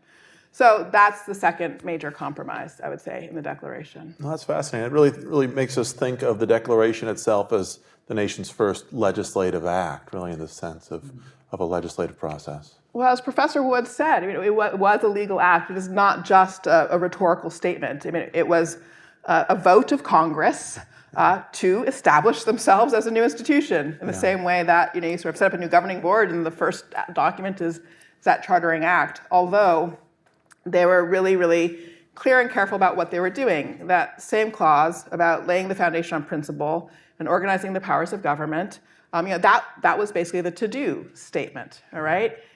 So they were going to declare independence, and at the end of it, of course, they say we're going to set up treaties and to let the other nations know that we are another nation on this earth. So that's sort of step one. You have to declare that to other nations and do that work of making treaties. But then, they wanted to explain their revolution. It wasn't an unexplained revolution, as you said. So they have to explain the foundation of principle. So they set up a committee to write the preamble for the actual Declaration, which is just the bit at the end about being free and independent states. Yeah. And then that's the Declaration of Independence. And then they set up the Committee for the Articles of Confederation, which is how you organize the powers of government. So the Declaration is the agenda-setting document for all of the legislative acts that they need. The Statement of Principle, the treaties with foreign nations, and the Articles of Confederation. Greg, we often think about Lincoln harkening back to the principles of the founding, but in some ways he harkens back to not the process of the founding, but the Republican politics of the founding, right? He wasn't just emulating and echoing their ideas, he was emulating and echoing the way they actually went about the work of founding and governing. I think that's right, and in fact, when he criticized the Kansas-Nebraska Act, it was for repealing the Missouri Compromise. His foremost case, again, without detracting at all from his moral opposition to enslavement, was that it was a compromise. And you've all asked Professor Wood, what would be a good outcome of celebrating the 250th. And I guess in that spirit, I would say it is difficult to look at the fundamental compromises on issues like enslavement because of their moral polarization and clarity. But I wish we could also, I guess, talk about two things with this 250th anniversary. I can't do the semi. Yeah. That word. I've already lost it. Yeah. Semi-quincentennial. Exactly. Yeah. Is could we recover, as I think Lincoln did, that there is a moral dimension to compromise and to moderation and to gradualism, which again is I think somewhat obscured by the moral clarity and of the issues at stake at the founding. But the moral basis of compromise for Lincoln is that we might be wrong. We need to have the humility to acknowledge that other people might have a point and so forth. The other point I would make, just backing up a bit, is not only, I don't know if this would make it a triple-voiced declaration, but not only did the founders disagree with each other, in important senses, they disagreed with themselves. Yeah. So in studying the founders, there's a cottage industry of attempts to get them off the hook for issues like enslavement. And perhaps one thing we can embrace as part of this, I'm going back to 250th anniversary, is that people are complicated, and people can be hypocrites and can achieve great things and do very bad things, and that we can view all that without shrinking from it. I'm reminded in that regard of a paper I once heard, I don't think written by anyone in the room, but I can't quite see. The Federalist paper in which Madison defends the 3/5 compromise and justifies enslavement. The argument of this paper had been that the logic was so obviously bad and that Madison was so obviously smart that he must have meant the opposite of what he actually said, when in fact, the Occam's razor explanation is he contradicted himself, and that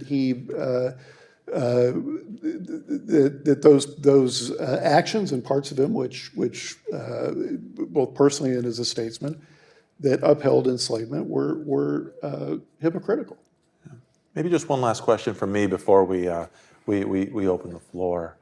Danielle, when I introduced you, I pointed out you direct Harvard's Allen Lab for Democracy Renovation. I love the name of that center, and it calls to mind another great Massachusetts educational institution, this old house. And as a watcher of this old house, I know that renovation requires, and sometimes building anew and improving, and also in some ways getting back to what was originally good about this. How should we think about renovation now with respect to the founding? How much of this is building and improving upon what the founders got wrong, and how much of it is bringing it back to its foundations, bringing us back to its foundations? And I appreciate that question. And you've brought to the surface that my all-time proudest publication, which is not on my CV, is a letter that got published in this old house. So I'm a subscriber. Is this recent? I have to go back and find it now. No, it was back in the early 2000s. Yes, I had a very quirky home project and wrote in a letter for advice, and they gave it to me. It was amazing. So anyway, so yes, this old house has been on my mind for a while. And you're right about the metaphor. I mean, that's exactly what it is. For starters, you heard in that last clause of the second sentence, what has to be called progressive. I don't mean that in our current political sense, but sort of progressive view of the founders, that there would be causes for change. There would be times where you had to alter and reconsider the principles and look at how to organize the powers of government. So they expected that they were empowering a people that had the capacity to govern themselves, including make adjustment to their institutions over time.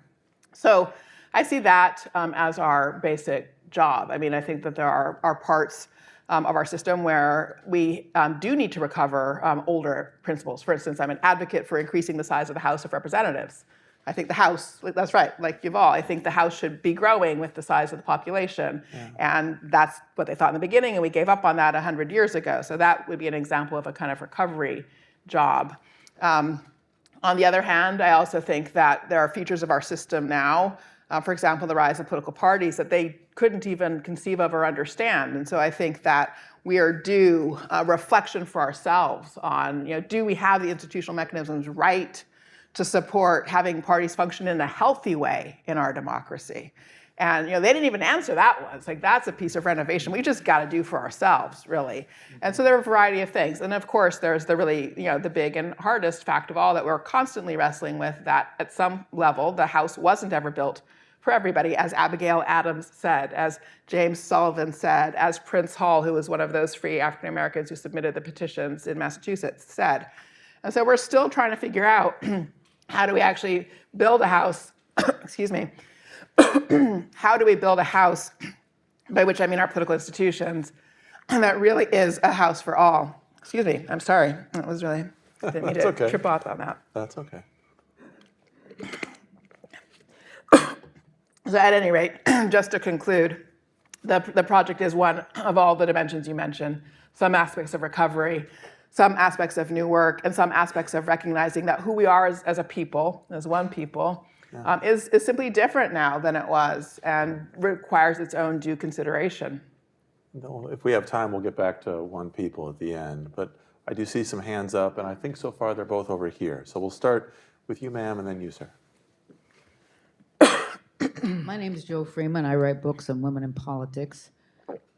Professor Allen, as you know, property-owning blacks and women could vote in New Jersey until 1804. Yep. Now, if the revolution in the Constitution was a quickening of rights, why and how was this right taken away from those very few non-white male property owners who could vote?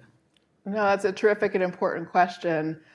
Thank you for it. And yes, I mean, it's one of the really striking dynamics of the time period between 1776 and 1826, is that you do get this democratization, this real expansion of the conception of rights, a clear understanding of slavery as a moral contradiction, and then you begin to get reversals in various ways. So you do get a sort of turn in the direction, as Professor Wood said, of more aristocratic elements for the structure of government, constraining the franchise, right, just as you've indicated. Then separately, you get the arrival of the cotton gin, which changes the economics of slavery and really also dramatically changes the politics of enslavement. So again, the story of no society ever proceeds in a sort of single linear direction.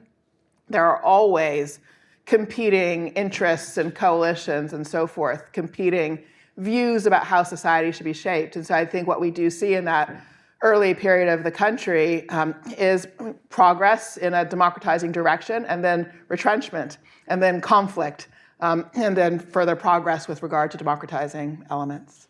Right. And the next question is right here, sir. Okay, made me need to do an intro because late 80s, 90s, I was J.P. Hogan, carpentry and remodeling services in a Yale neighborhood, helping build exhibits at the Eli Whitney Museum. But on your separation of the idea on slavery and natural law, the 3/5 clause to be in the Constitution to these men who weren't in blasphemy has to have a moral meaning. So it's like a 60% pass-fail grade on if you have a morals. So it's the people could be a people of the Bible and it's a promised land. And then they do a grading system where someone has to be first have English, read the English Bible. So it's not necessarily a race barrier in the Constitution. It's more you have to be able to read and understand the Bible and be moral to 60%.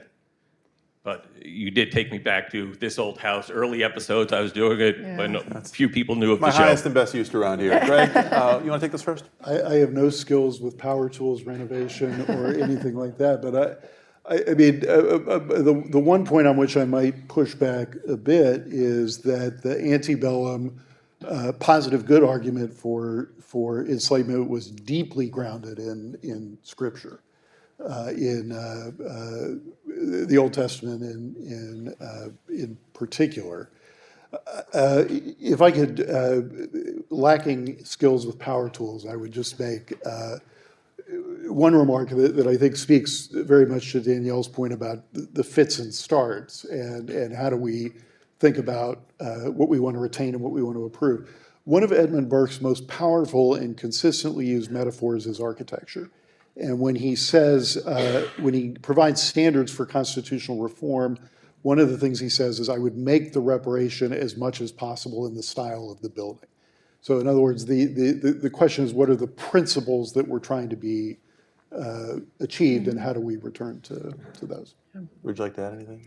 No, I agree with that. And for me, I think what matters is just that we be able to see with clear eyes the real challenges that face making real in current conditions the core principles of self-government and the structures that support that. Let me just give you one really concrete example. Of course, we struggle with the problems of factionalism and tribalism. We are not the first, as they also did in the 1780s. And of course, coming up to the Constitutional Convention, they had the problems of not being able to pass budgets in Congress, not having quorums in Congress, and the like.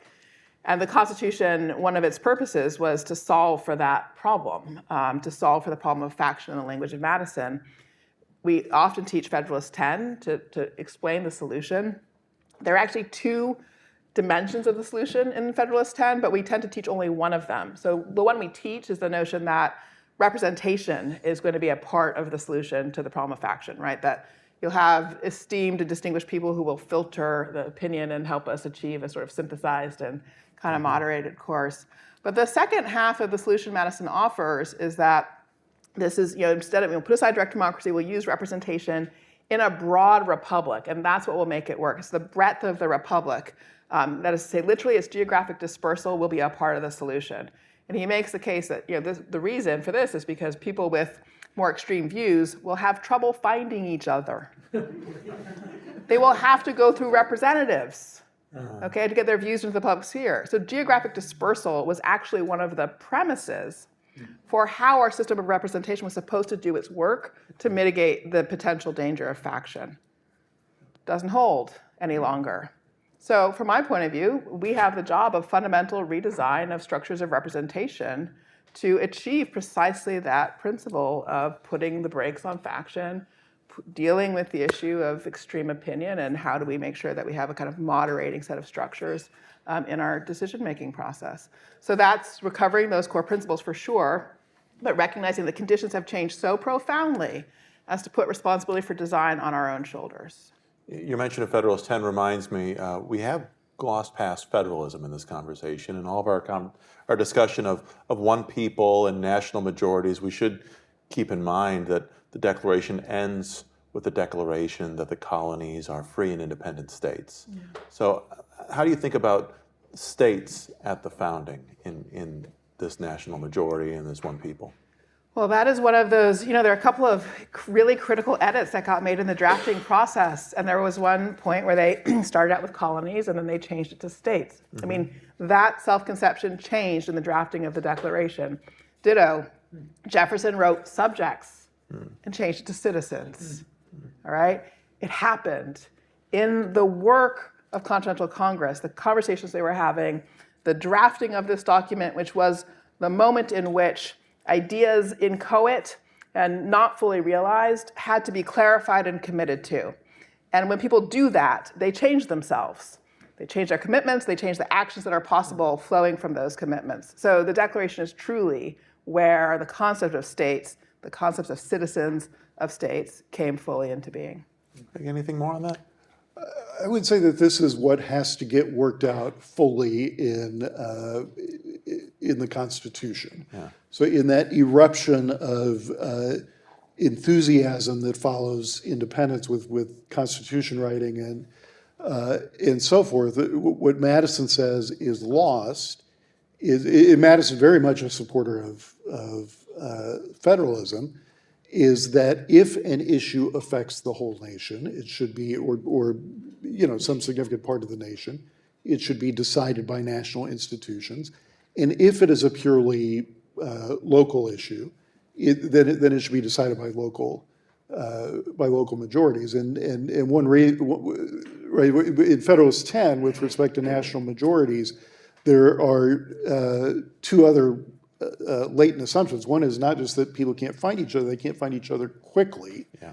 I mean, they can write, but it takes months, and the assumption is that passions dissipate. But the other one that I think speaks to very much to our present moment is the assumption that majorities and minorities are not fixed. Now, Madison later recognizes they are geographically with respect to the issue of enslavement, but I think one of the things he doesn't anticipate that goes to the question of modern factionalism is a vertical integration of if I agree with you on A, I must agree with you on everything from B to Z. So that shifting of coalitions is not happening. Yeah, I think we have time for one more question. I think I see a hand here. Actually, there's two hands up. We'll get to both.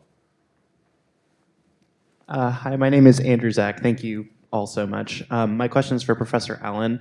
I was wondering if you could elaborate a little bit more about Adams' role in the Declaration. I've heard other scholars, including Akhil Amar, kind of make this point, but I was curious, A, what other kind of contributions was he making? And then also, maybe this is an act of historical imagining, but how might we understand how Adams was getting his ideas in the document when Jefferson was the, I think, first drafter before the committee took it over? So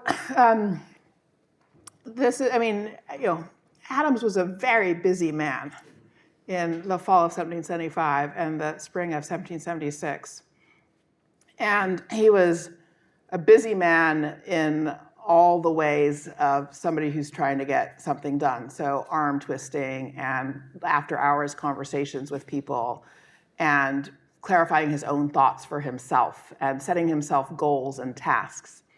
So in November of 1775, he and Richard Henry Lee meet in his rooms one night, which are across from the tavern in Philadelphia where everybody gathered after meeting hours. And they sketch out a plan for how you would draft constitutions. It's got three branches. It's got the kind of basic checks and balances principles. It's Adams's idea.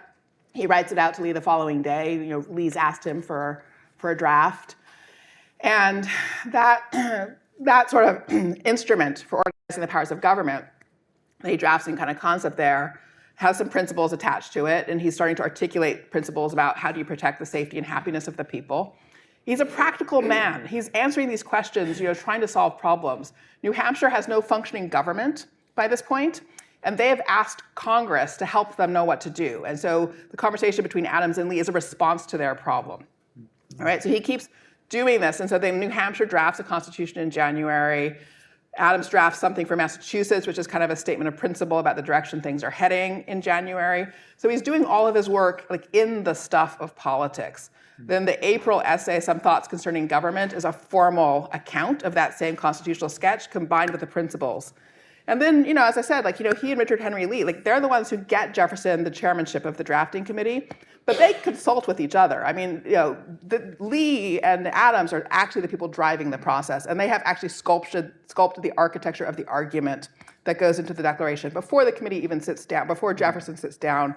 And of course, he sends his first drafts to Adams and Franklin. They're the first people who contribute in a meaningful way to it. And then the whole committee reviews, and then it goes to Congress. Great. And the last question over here.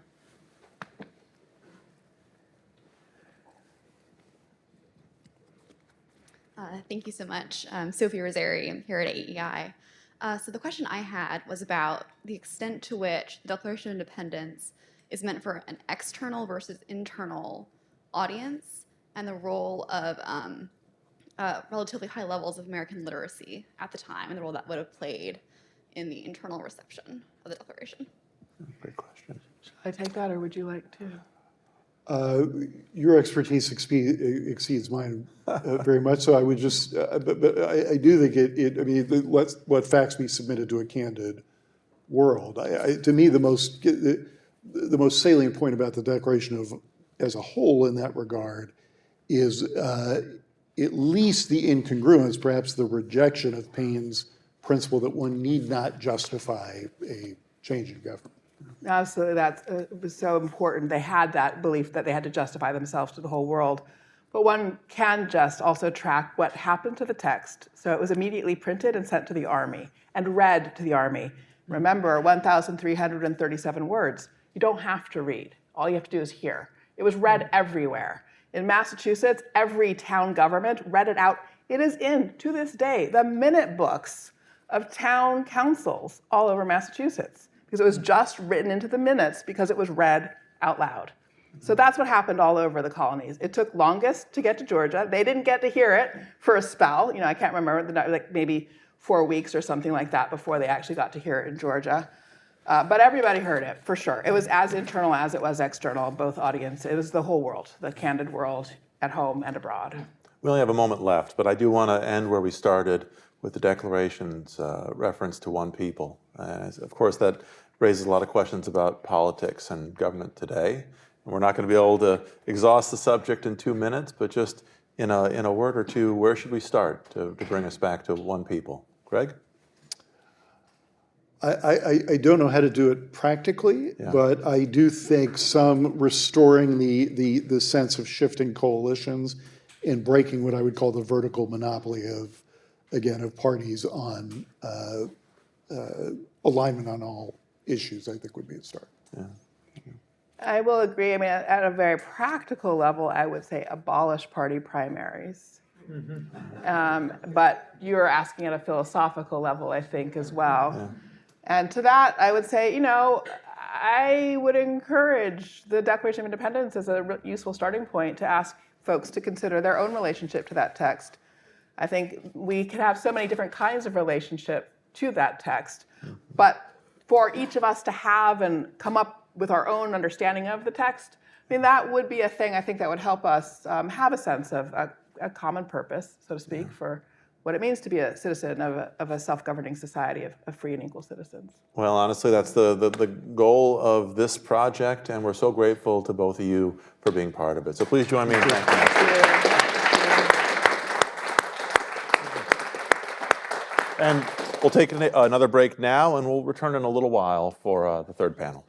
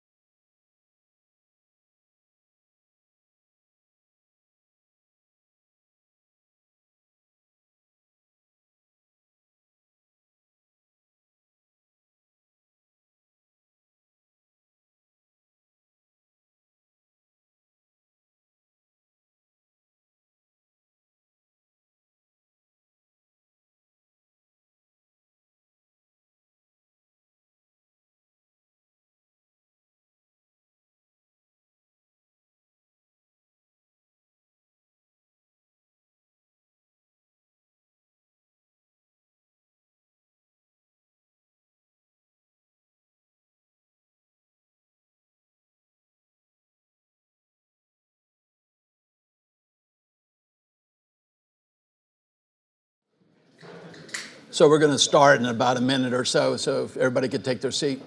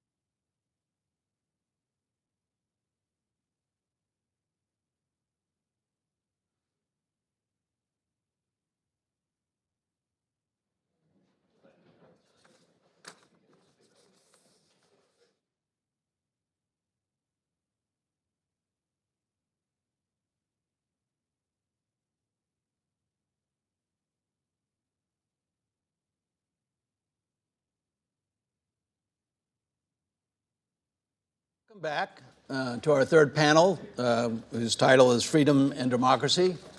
I'm Gary Schmidt. I'm a senior fellow here at AEI in the Social, Cultural, and Constitutional Study program. I'm joined on this panel by two very distinguished writers, authors, thinkers, and I'm virtually blind from the light. So let me introduce our speakers. Peter Berkowitz is the Tad and Diane Taub Senior Fellow at the Hoover Institution, Stanford University. He has served as the director of the State Department's policy planning staff and is executive secretary of the department's Commission on Unalienable Rights. He is a 2017 winner of the Bradley Prize. He studies and writes about, among other things, constitutional government, conservatism and progressivism in the United States, liberal education, national security and law, and Middle East politics. He is the author and editor of numerous volumes, with perhaps the most relevant for today's discussion, the book Constitutional Conservatism, Liberty, Self-Government, and Political Moderation, another book, Virtue and the Making of Modern Liberalism, and the edited volume, Renewing the American Constitutional Tradition. Joining Peter and I is Brian Garston, who's a professor of political science and the humanities and the chair of the humanities program at Yale. He is the author of Saving Persuasion, A Defense of Rhetoric and Judgment, as well as articles on political rhetoric and deliberation, the meaning of representative government, the relationship of politics and religion. And Brian is now finishing a book called The Heart of a Heartless World, that examines the ethical, political, and religious core of the early 19th century liberalism in the United States and France. Maybe can update it for this century. His writing has won numerous awards, including the first book prize of the Foundation of Political Theory section of the American Political Science Association. He has served as director of the undergraduate studies for Yale's major in ethics, politics, and economics, and the director of graduate studies for the Department of Political Science. And of no less importance for today's discussion, in 2016, he founded the organization's an effort, Citizens, Thinkers, Writers Program for students in the New Haven Public Schools. With that, I'm going to turn the microphone and the podium over to Peter. Thank you.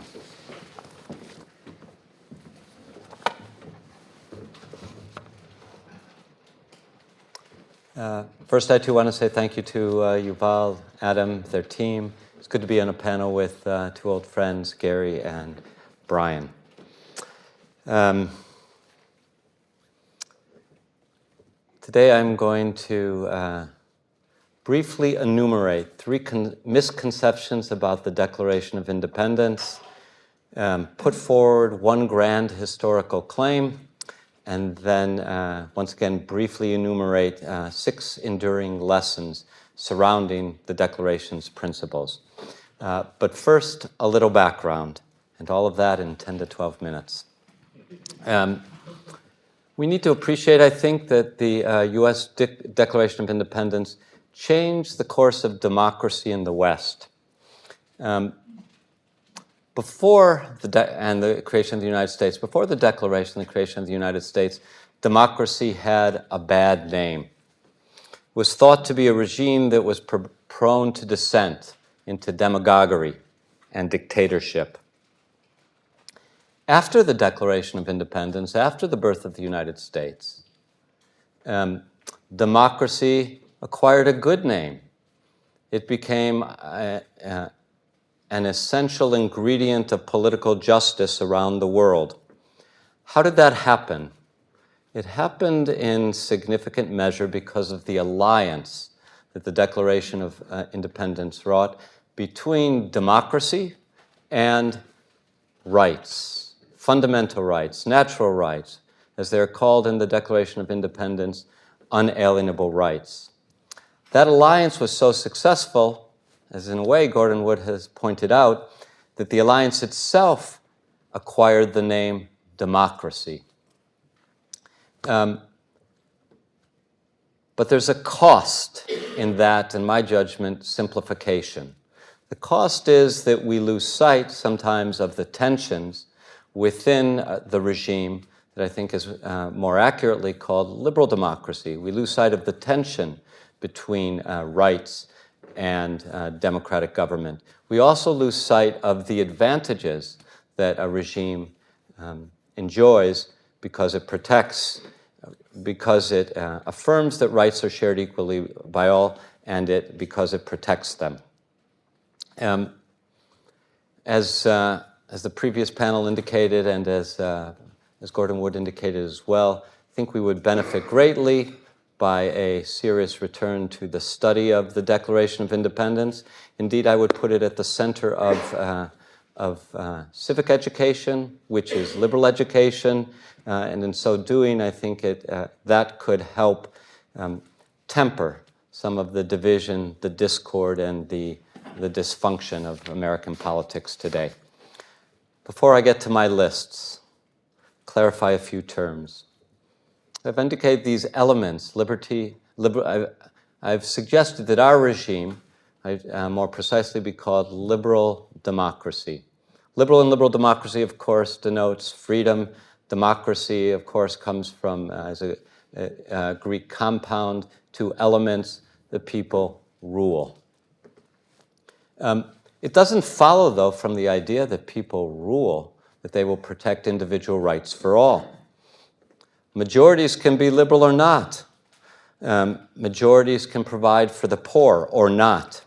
Majorities can choose to rule directly or indirectly. They can also choose to respect rights that are shared equally by all.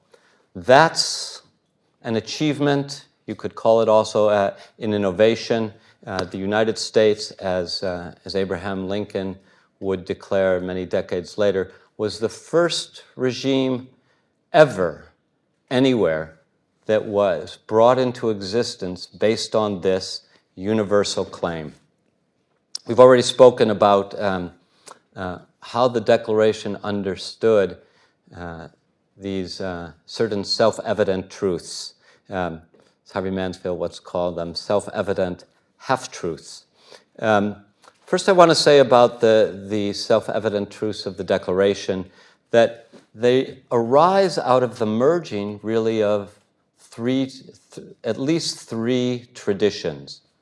One is the biblical tradition, shared widely at the time of the American founding, which held, and this biblical tradition at its foundation taught that all human beings are created in God's image. That I think perhaps the most significant teaching in the West about equality. This idea was shared widely in overwhelmingly Protestant America in the 18th century. Second, of course, was the civic Republican tradition, which emphasized an engaged and public-spirited citizenry that would be involved in up to and including fighting for its freedom. And the third tradition is, let's call it the modern tradition of freedom. The core conviction of the modern tradition of freedom is that human beings are by nature free and equal. This was not an essential view in Greek democracy. This was not an essential view in the world of the medieval world. You might say, I would say, it's implicit in the biblical view, but it only is articulated. It is only affirmed as a principle for the founding of a nation for the first time with the United States. By the way, what are these self-evident truths? They're listed early on in the Declaration. That we are equal in one most important respect in terms of unalienable rights. In many other ways, in infinite variety of ways, we are unequal, but in this crucial way, equal. A second self-evident truth. Government's purpose is to secure these rights, its primary purpose. Third, just government, or government derives its just powers from the consent of the governed. And the final one, when government proves destructive of these ends, the end being securing our liberty, people may alter or abolish government that secures rights. I want to say something about philosophical foundations, picking up on some remarks of Danielle Allen. It's true that the Declaration of Independence indicates, you might say, metaphysical or theological foundations for unalienable rights, the rights that all human beings share. But the Declaration of Independence also points away from them through this formulation. We hold these truths to be self-evident. It's a funny formulation. It's a kind of, not double in Danielle's sense, but double in another sense. You can assert that something's self-evident. We hold them to be self-evident. What I think is indicated by saying we hold them to be self-evident is that these beliefs are widely shared in America today. We may have theological differences, we may have philosophical differences, but we, the people, do in fact hold them. By the way, consistent with the point that Brian makes in his paper about Burke and a speech on conciliation on America, Burke emphasizes that the love of freedom is the predominant feature of the American sensibility. I think that's right. Okay, so those are the self-evident truths. Metaphysical foundations are pointed to, but also emphasized is that they're ours. We do, in fact, affirm them. In intellectual circles these days, and for some time, a variety of, in my opinion, misconceptions have been promulgated and become popular.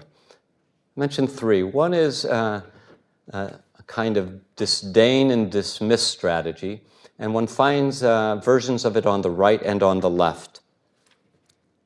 The right-wing version says that that unalienable rights, the Declaration's unalienable rights, are based on a false and pernicious conception that produces radical individualism, atomism, and a demand for pure freedom, an unrealistic and destructive desire to be free of all constraints, subject to no authorities. The left-wing version also says that the Declaration's view is based on a false and pernicious conception, but this time one that perpetuates racism, sexism, and sweeping inequalities in wealth, status, and power.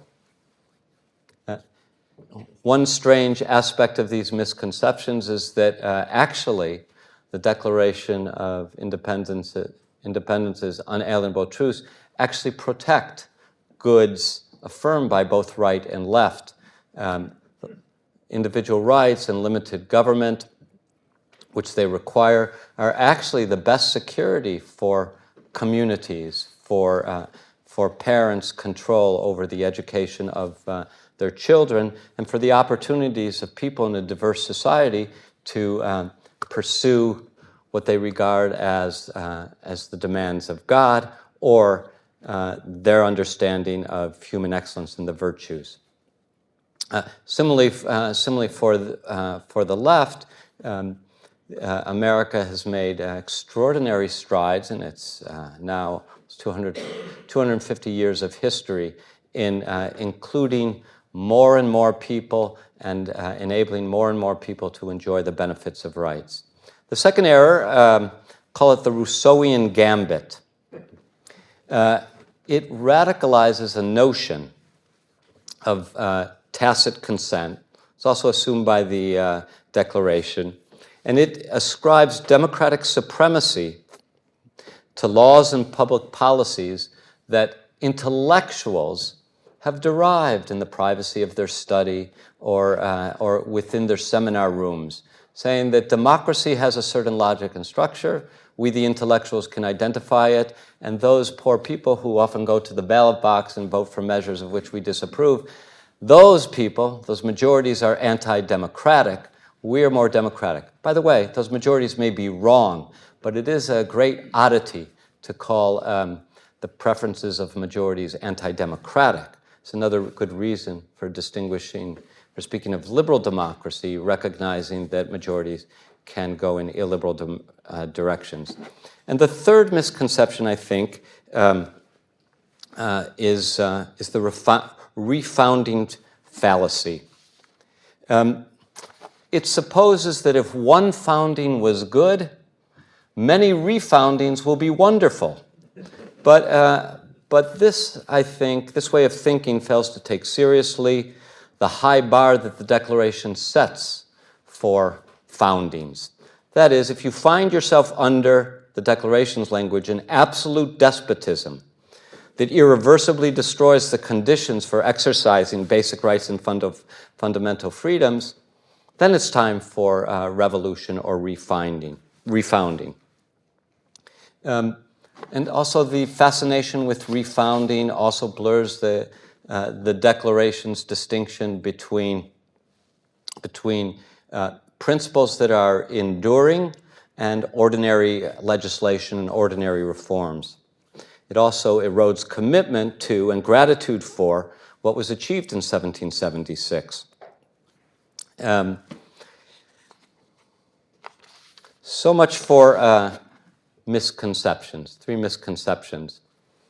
I want to say something now briefly about that one historical claim I mentioned, grand historical claim.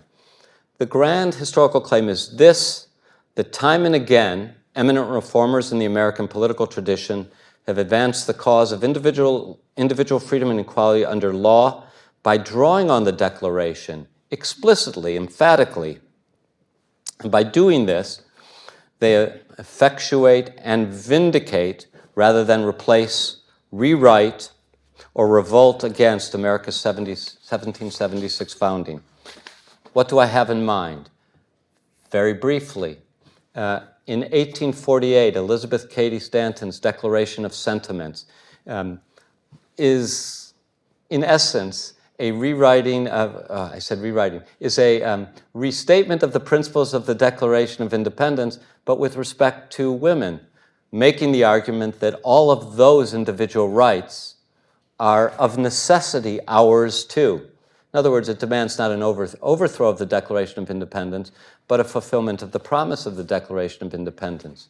Writing in the 1850s, Frederick Douglass and William Lloyd Garrison make the same argument. Writing in the 1860s, so does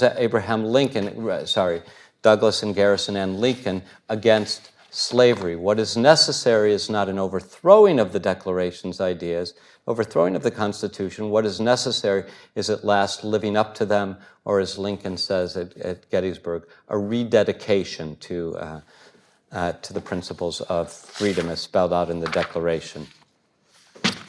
Now, rapid fire. 6 enduring lessons that I think will that would enable us to better grasp, uphold the principles of the Declaration, and improve an America that's dedicated to them. I will just assert them here. One lesson comes from, we can learn from Thucydides. Democracy's achievements are bound up with a common inheritance that shapes citizens' character and unites the people. We mustn't forget that in upholding the principles of the Declaration. A second lesson comes from Plato, that democracy encourages vices that undercut the people's rule. A third lesson from Aristotle. To enjoy the benefits and contain the flaws of democracy, democracy must be combined with other just, if partial and complete, claims to rule. Point that was made in a different way by Gordon Wood. Fourth, a Madisonian point. Free and democratic regimes must find means for countering democracy's characteristic ailments, and these measures must be consistent with the people's sovereignty and consistent with the limits on government imposed by individual rights. Fifth, Tocqueville gives us a lesson. The political freedom offers a vital counterweight to the vices spawned by democracy, not least because of the opportunities it provides to exercise self-government outside of formal political institutions. And finally, a Millian lesson. One of the reasons that, that free and democratic societies need to vigorously protect freedom of speech is because free and democratic societies need a healthy progressive party and a healthy conservative party. That is, a healthy party that's focused on improvement and a healthy party that's focused on preserving. It would be good if each one of us could do both. But such are the complexities of political life that we generally need to specialize. I'll end by suggesting that no small part of the discord and dysfunction of the present moment comes from the failure of our educational system. No small part of the failure of our educational system has to do with civic education. The true and complete civic education in a free and democratic nation is liberal education, and liberal education in America would put back at the center a study of the Declaration of Independence, meaning the principles of freedom, and the Constitution that was designed to institutionalize those principles. Thank you.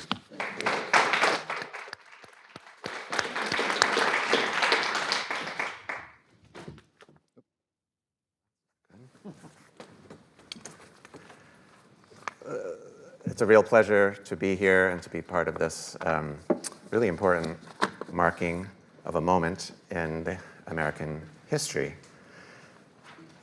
So let me thank AEI and Yuval and all the others involved in this for including me. Look, it's only natural to wonder, after 250 years, how long this experiment will last.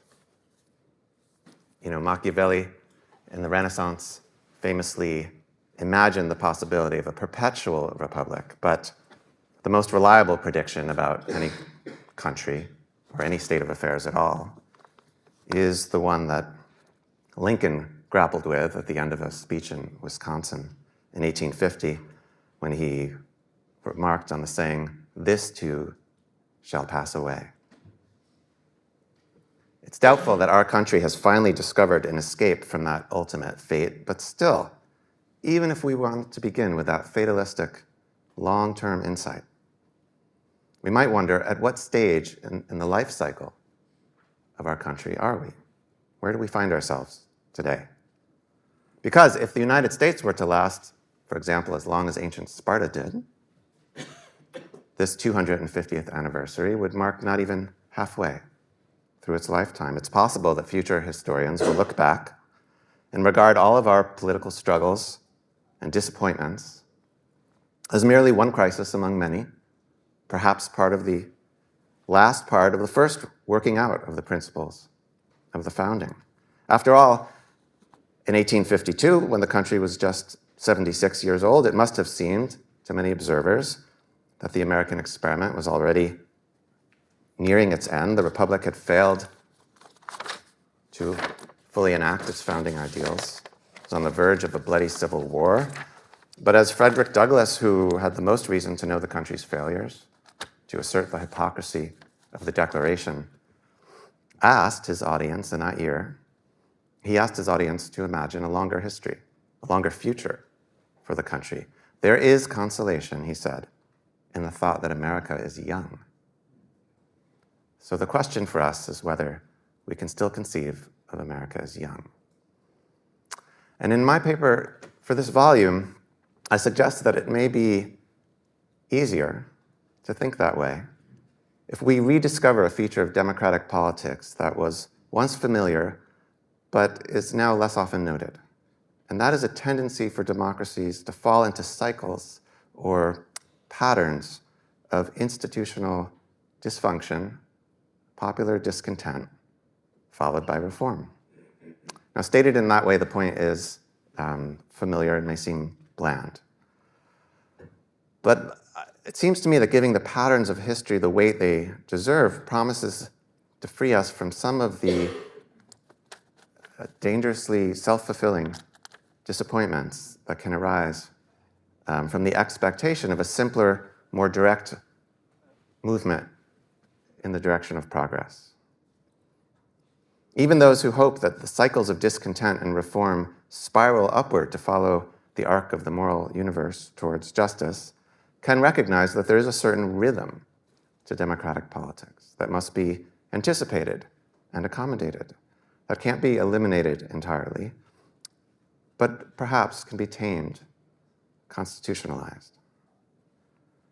And whether we view the fits and starts of democratic politics as ultimately progressive or merely cyclical, or as having some other distinctive rhythm, we can begin to try to situate ourselves in what the political scientist, my colleague Stephen Skowronek, has called political time.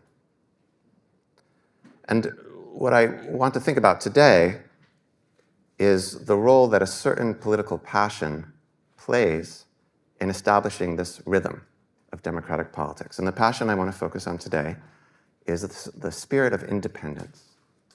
After all, what does the Declaration declare? It declares independence. Now, in recent times, supporters of democracy focused on the importance of equality and solidarity and mutual interdependence have sometimes thought it necessary to diminish the importance of the spirit of independence, because the spirit of independence, misunderstood, can convince us that we can go it alone and may seem to pull in the opposite direction from solidarity and equality. But in practice, of course, the Declaration of Independence declared this spirit of independence and simultaneously a commitment to equality and served the function to produce a new solidarity, as has been discussed already today. So in my time here, I just want to briefly touch on the points that I make in this paper. One, about the spirit of independence itself and its sources in America. Two, about its relationship to equality. Three, about the way that the Declaration itself, it was hoped by Jefferson and then later by Lincoln, could remind us of this spirit at various moments in the rhythm of politics, in the rhythm of our history. And then lastly, about how this rhythm, these dynamics of politics might be tamed in a constitutional framework. So first, the spirit of independence and its sources. When we think about political passions, we might think, well, there's the passion to rule. There's the passion to rule ourselves as a subspecies of that. And we'd also have to say there's a passion to be cared for, which is often attractive to us as well. The spirit of independence is distinct from both of those political passions. The spirit of independence is episodic. It can be fierce when it erupts, but it's not often sustained for long. The spirit of independence is often reactive. We feel it when we bristle at rule unfairly imposed, or imposed carelessly or clumsily. There's a kind of indignation that propels us to take to the streets sometimes to demonstrate against the latest outrage. Though if we then retire happily home for dinner that night, we see the relative weakness of the spirit in its constructive capacity. A stronger version of the spirit of independence might propel a people who fight a revolution. It also propels, in a different way, those who flee oppressive regimes. Revolutionaries and refugees both act from the spirit of independence, often in bursts of determination. But if they are successful in breaking the bonds they feel as oppressive, they soon find themselves in a new political situation, wondering how to replace the institutions and practices that had structured their old lives. And the spirit of independence alone is not especially helpful in that next task. That spirit has played its part. It's fueled the takeoff, you could say, from the planet's surface, but the rest of the journey must rely on other political passions. And so some people might think this spirit should be relegated to the founding moment alone. This takes the form of arguments that the Declaration was essentially a declaration from Europe, from Great Britain, and that it's a mistake to somehow see it as relevant or legislative for the subsequent part of our history.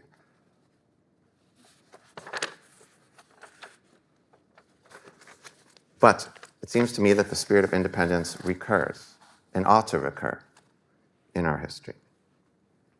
And it seems to me that to capture what was distinctive about the Declaration, we should focus on this spirit and not on equality alone, although in the end, independence and equality are related.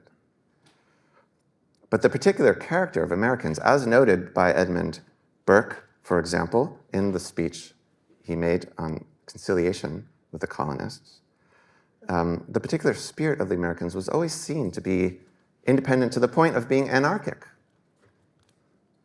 Anarchy is found tolerable, Burke remarked of people in Massachusetts. And he cited a number of sources for this particularly independent character of Americans. A history of revolts against centrally imposed taxation, to be sure, and also, importantly, the strength of Protestant separatism in the northern colonies. And so I do think it's interesting to note that the very word independence really took on its meaning and its connotations in the previous century, when it was still, importantly, a description of a certain Protestant set of churches who refused to subordinate themselves to any central ecclesiastical authority, such as Rome, the Anglican Church, even Presbyterian governing bodies. The independents thought each congregation should stand on its own feet and govern itself, often in a more or less democratic fashion. And there were independent writers, going back to John Wise, for example, a minister from Ipswich, Massachusetts, who gained fame a century before the events we're describing today for his pamphlets opposing centralized authority. So that's one source worth looking at for the particular independence of this country. Another I would point to that Burke does not mention, but for more than a century, much more than a century, these colonists lived alongside Native Americans and were impressed by, astonished by the example of what they first thought of as anarchy in those tribes. Independent ministers like John Eliot and Roger Williams worked to convert those tribes to Christianity, but also learned their languages, wrote books about them, and were impressed in a way by the contempt the native had for the hierarchies and the submissions of European society. Some of these independents went back to England, were in the circles right around Cromwell during the English Civil War, and then came back to the States. And so some of the influence that we think of as from those circles around the English Civil War was actually itself influenced by the example of these indigenous societies, thought of especially as independent. And even Jefferson, who no consistent friend to the native population, indicates in letters, for example, writing to someone named Edward Carrington in 1787, I'm convinced that the societies, as they Indians, which live without government, enjoy in the general mass an infinitely greater degree of happiness than those who live under the European governments. He says the European governments tend to divide us into two classes, wolves and sheep. I do not exaggerate, he wrote. This is the true picture of Europe. Cherish, therefore, that spirit of our people and keep alive their attention. So amongst the sources of the particular American independence, I would list these, and Burke lists others as well. Now, what is the relation between independence and equality? A famous question many scholars have asked. Let me just say, because I need to keep things very brief, that the answer to that question is related to the question of how Americans became a people. Not just how the different colonists became one people, but how did they think of themselves in the Declaration as a separate people from the British people? What made that possible? It didn't occur in a moment, but it required thinking of themselves as independent from the society, the people of the British, and therefore capable of declaring themselves a new people. And the equality and the independence come together as prerequisites of the idea that you could describe yourself as not part of a people that you had been born into and that you had been a part of. After all, you can't simply imagine yourself as part of a separate people unless you have a sense of some prior independence, the possibility of independence.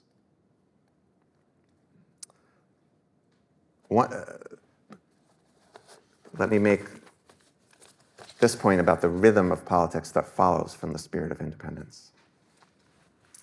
Sometimes we are told that the Declaration set out a standard, equality, and that we have made slow progress towards it. And there's certainly some truth in that. But it's interesting that Lincoln, who did so much to establish the Declaration as the founding of this country, not just for the Republican Party, but for all Americans, Lincoln saw history a bit differently. He thought that we had fallen behind where we had been in the founding moment, especially on the question of slavery, and that there was a tendency, in fact, of democracies to generate a form of corruption.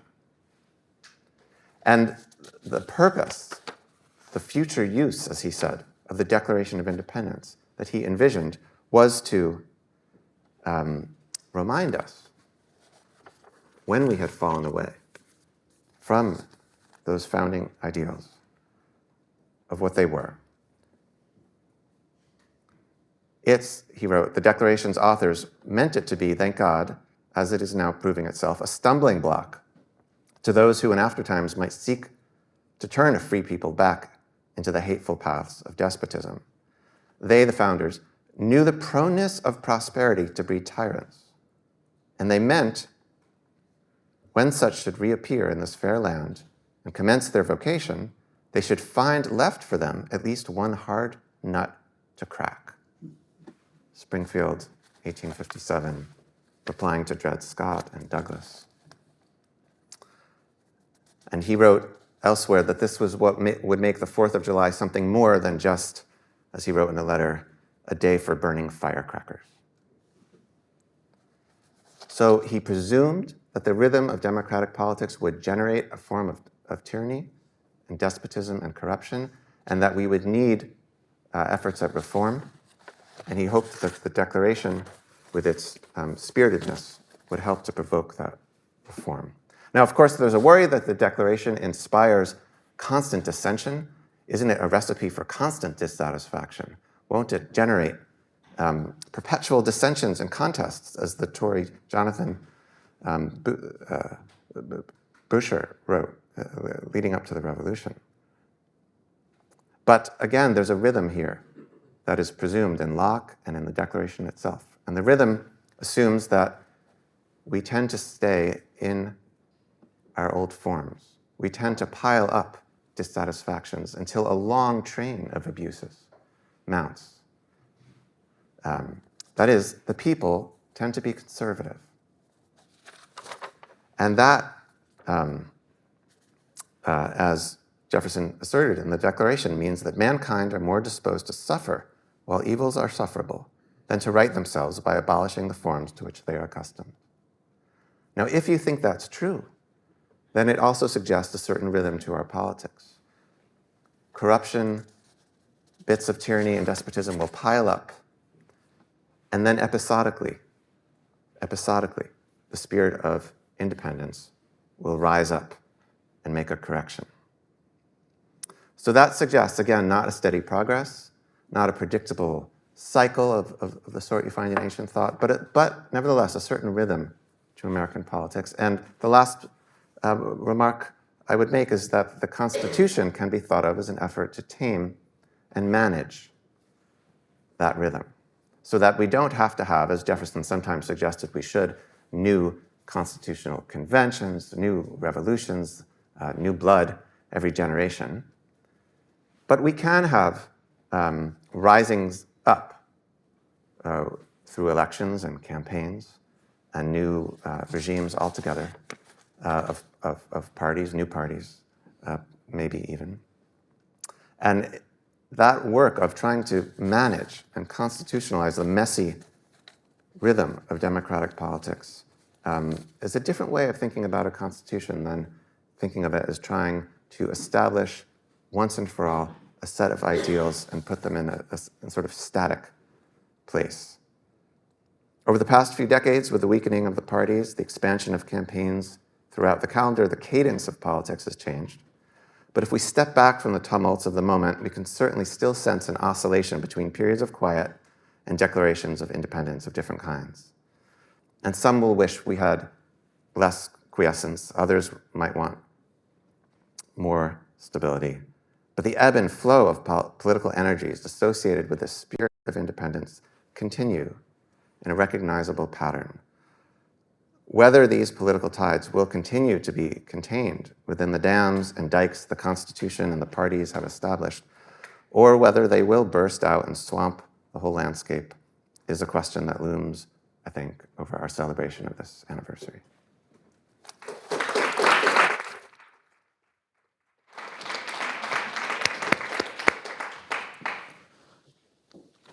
Thank you both. Those are really impressive and thoughtful presentations. A few years ago at AEI, I ran a program that dealt with, among other things, civic education.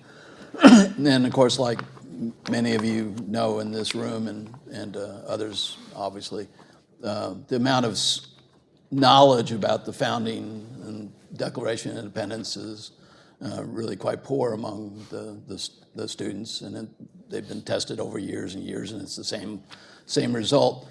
But one of the things that came to mind after I sort of was diving into all this material was that, okay, these students, they go to high school, and then they go to college, and then they walk out the door, and as adults, they immediately begin to assert, we have these rights, I have this right, and also that, the agenda of fixing the inequalities and the like. And at the time, I was thinking, that, somehow the Declaration of Independence had become sort of, part of our civic DNA, even if people didn't know how to articulate it properly. And the other analogy I had thought about was they know the tune of the Declaration, but they don't know the words. And that also led me back to this other issue that we looked at was the teachers of folks in high school doing civics and government themselves were not particularly knowledgeable. And of course, why weren't they knowledgeable? Because their teachers were not very knowledgeable about how to understand, how to think about the Declaration of Independence. All of which is sort of a long-winded introduction to, I want to get back to these misconceptions about the Declaration and the principles.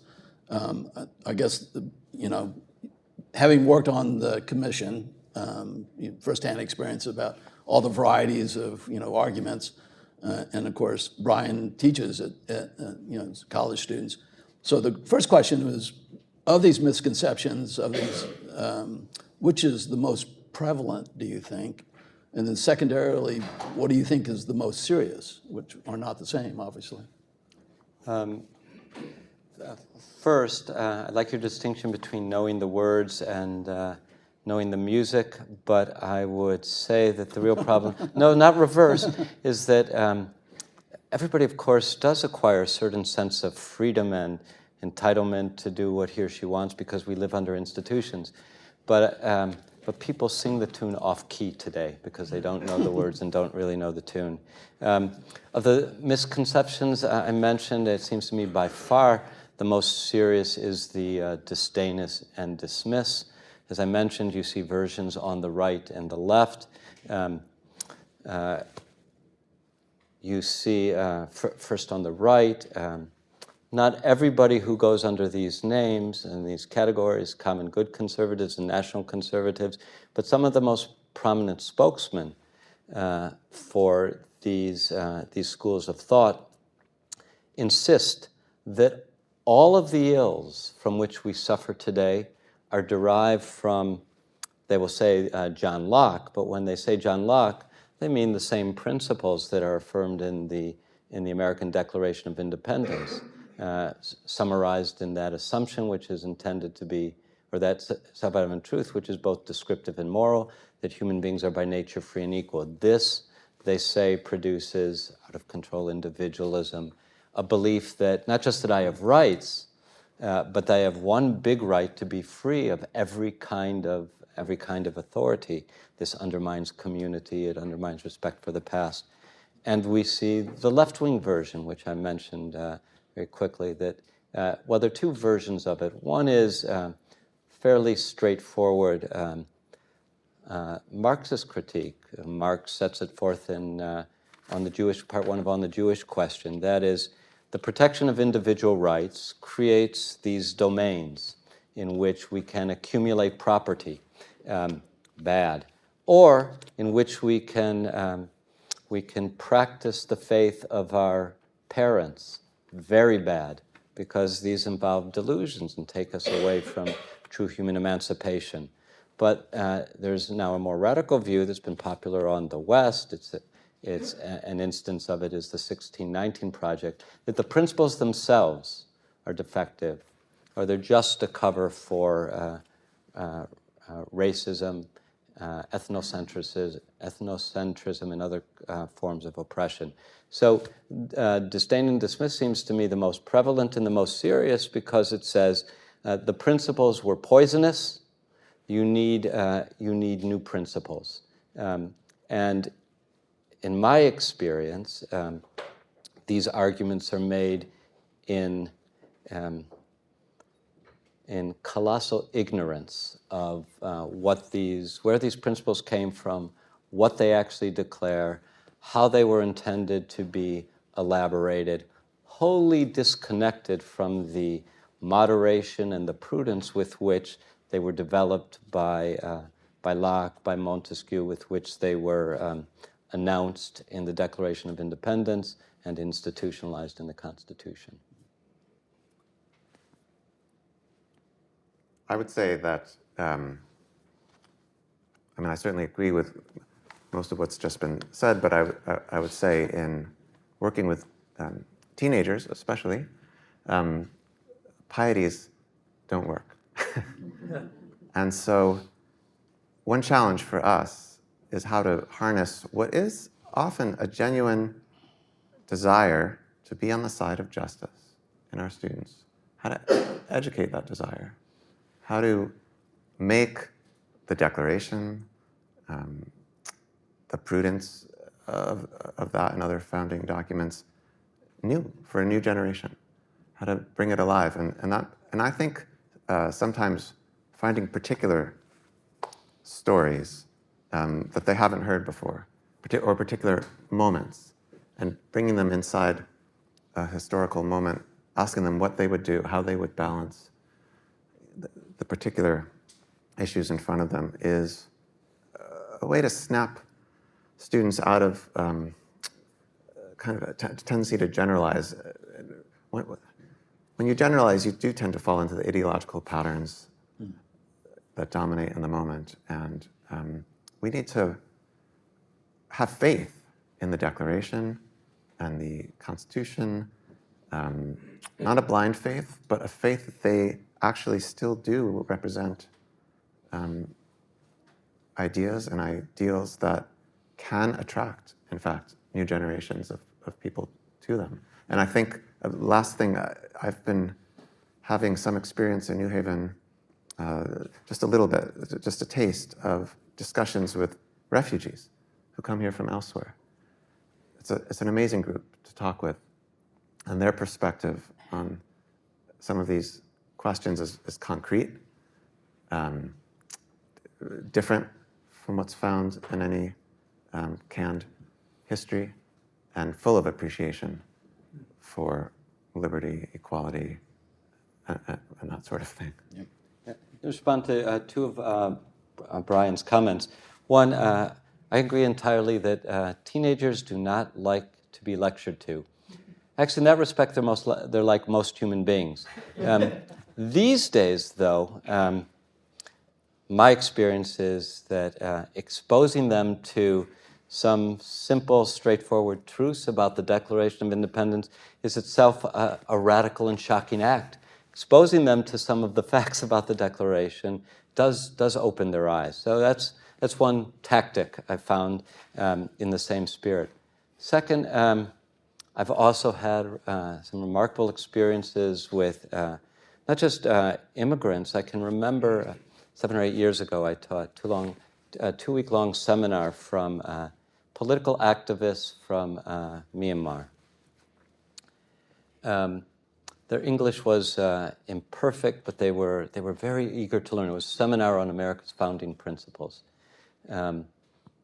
And some of them had paid a heavy price. Some of them, about a third of those students, 20-somethings, had spent some time in jail for demanding freedom.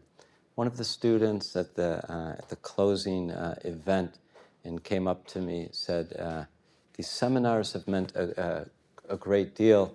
None of us really knew what democracy and freedom meant, but it was very important for us, we knew, to find out more about it.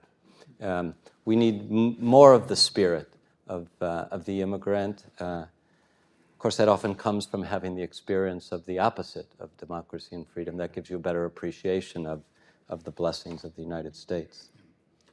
So in your list of political thought and thinkers, you mentioned Tocqueville. Yes. To be a little bit contrarian, it is interesting that Tocqueville, when he writes the greatest book on democracy in America, doesn't mention the Declaration of Independence.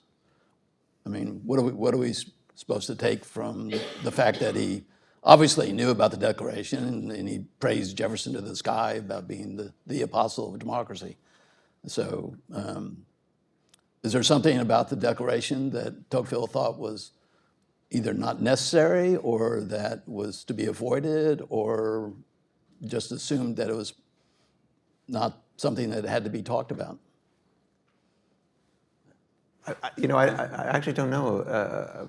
Sorry. About You're the Yale professor, not. I don't know in particular if he ever wrote anything about the Declaration. I would say at that point it was still, it was celebrated, but often in a more partisan way, right? It wasn't, Lincoln hadn't yet really done the work of making the Declaration the founding of the whole country. It was, in the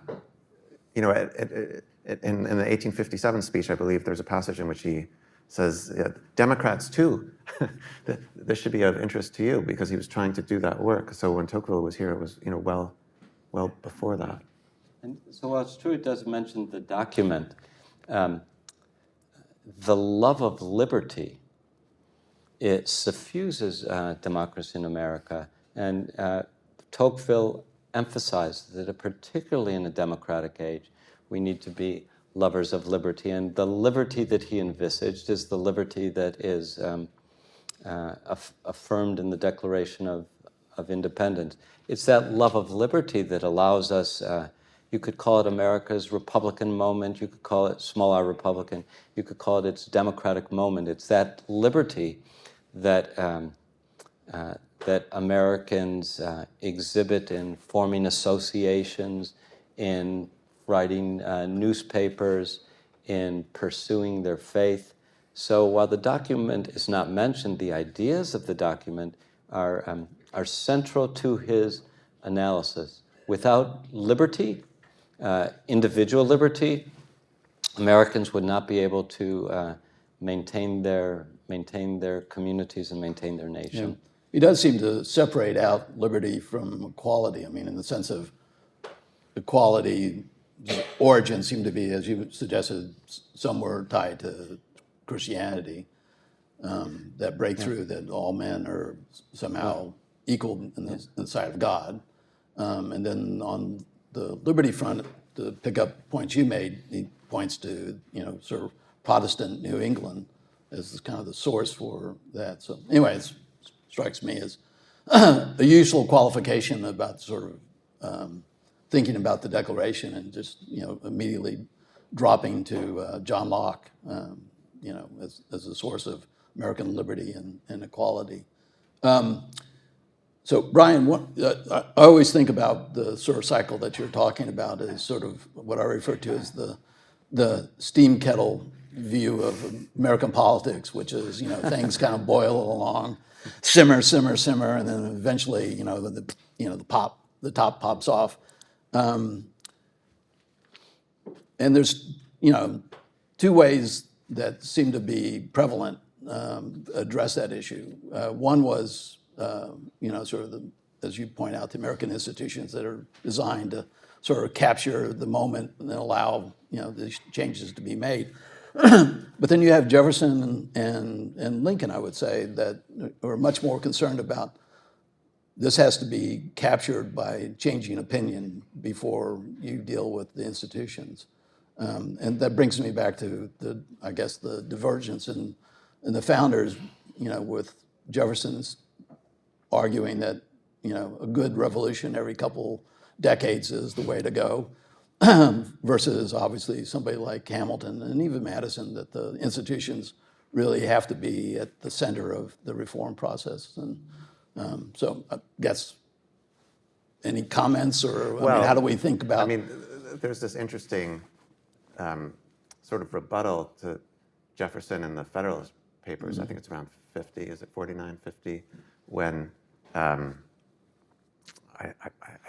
Madison replies that, this moment of founding is I think he says something like it's an experiment of too ticklish a nature to repeat, that there are certain facts about having just fought a war, about the unity that comes with that moment, that this goes to Peter Berkowitz's point about the danger of thinking one can have refoundings very often in a healthy way. So that's why I speak of trying to tame or manage this rhythm so that one doesn't have to have full-on revolutions every generation, and yet there's still meant to be quite a bit of room for upheavals of certain kinds.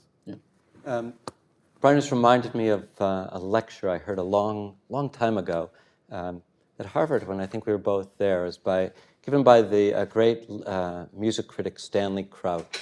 And the title was something like How Blues and the Jazz, how the Constitution is like blues and jazz. And his argument was that blues and jazz are the only form of world historical music that incorporate into them improvisation. You're a musician, but in any case, you may know whether that's true or not, but so Crouch contended. And then he added, and the Constitution is maybe the first founding document that incorporates improvisation. So you distinguish, Brian, between constitutional ideas and the messiness of politics. One could argue that those ideals are what anchor and allow for messy politics. And when you need to do something fundamental, the Constitution actually incorporates a mechanism in Article 5 for making a fundamental change to the laws of the land. So I think it's fair to say that the part of the genius of the founding document is to give justice to the need for both ordinary change, new policies, getting out on the streets, electing new people, throwing the bums out, protesting, but also opportunities for big change, a rewriting, and it's made very difficult by the Constitution. So maybe maybe we have actually good institutions, and the challenge is developing the character that enables us to take advantage of those institutions. Yeah. I mean, I do think there's a cycle and rhythm to reform in American history, and I'm very taken with Brian's formulation of it. But we seem stuck right now. Are the institutions themselves not up to the sort of the disruptions and the problems that we face, or is it something else that's going on? Well, we don't have to choose. It could be both. It could be both institutions and character. These days, character and character formation, education. My worry is that a lot of our failures today stem not from, they stem from both, but I'm especially concerned about the failures of education, which I think impair our ability to take advantage of our institutions, notwithstanding the need for institutional reform. I mean, I think we should study carefully the institutional side as well. Why is it that they are not channeling our controversies in a productive way at all? And I think we should distinguish. It's important to appreciate our actual Constitution as it is, and there's also, though, something else to appreciate, which is sort of one level up in abstraction, which is the sort of constitutional thinking that went into that document. What sorts of problems, kind of medium and long-term problems, were they thinking about when they designed those institutions? Do we have an adequate appreciation of the functions that they thought the Constitution should play? Not just a list of rights that we want everyone to achieve, but a way of managing politics. And if we have that, and then we can look at how particular parts of the institutions, Congress, informal parts of our constitutional setup, like parties, which are not in the Constitution but have kind of grown up in the interstices of it. If we can think about the functions that a constitutional system needs to play, we can then, I think, try to get a handle on why our current institutions are not doing the job. And we may find, yes, that there are character education problems, but we may also find that features of the contemporary world have made it more difficult for these institutions to do that work, in which case, without being dismissive of what we have, we should be willing to think again for ourselves about the Article 5 possibilities. Are there things that should be changed, not lightly, but deliberatively? Yeah. We have some time for, now I can sort of do this and sort of see who's got their hands raised. So we have some time for some questions. So let's begin right here. Please identify yourself if you will. Hello. Can you hear me? I'm Tom Cleveland at the Jack Miller Center for Teaching America's Founding Principles and History. So I'm very interested in this conversation. Peter Berkowitz, you made a claim that civic education is liberal education, or is rooted in liberal education. And one important element for an American citizen to study would be the Declaration, which makes good sense to me. But if it's liberal education, it seems you're indicating it's not just narrowly studying something like the Declaration. You referred to Plato and Aristotle, Thucydides, and so forth. So I guess for both of you, supposing that civic education is liberal education or requires it, why would that be the case, and how broad are you thinking that education needs to be a responsible citizen? If I had planted a question, I could not have done better. Thank you for that. You remember that in Reflections on the Revolution in France, Burke suggested our affections develop first in the family, then through the community, then to the nation, and maybe more broadly. Similarly for liberal education. First of all, what is the goal of liberal education? It's to prepare us for freedom. How do you prepare someone from freedom? And for the moment, I'll restrict myself to the capstone of liberal education, which is, let's say, college education, although K through 12 ultimately is justified, it seems to me, preparation for freedom. So it seems to me at the core of a preparation for freedom is a decent acquaintance with the principles on which one's own political society is based. Those are political principles. Those are economic principles. Those are principles of jurisprudence, even principles of international law.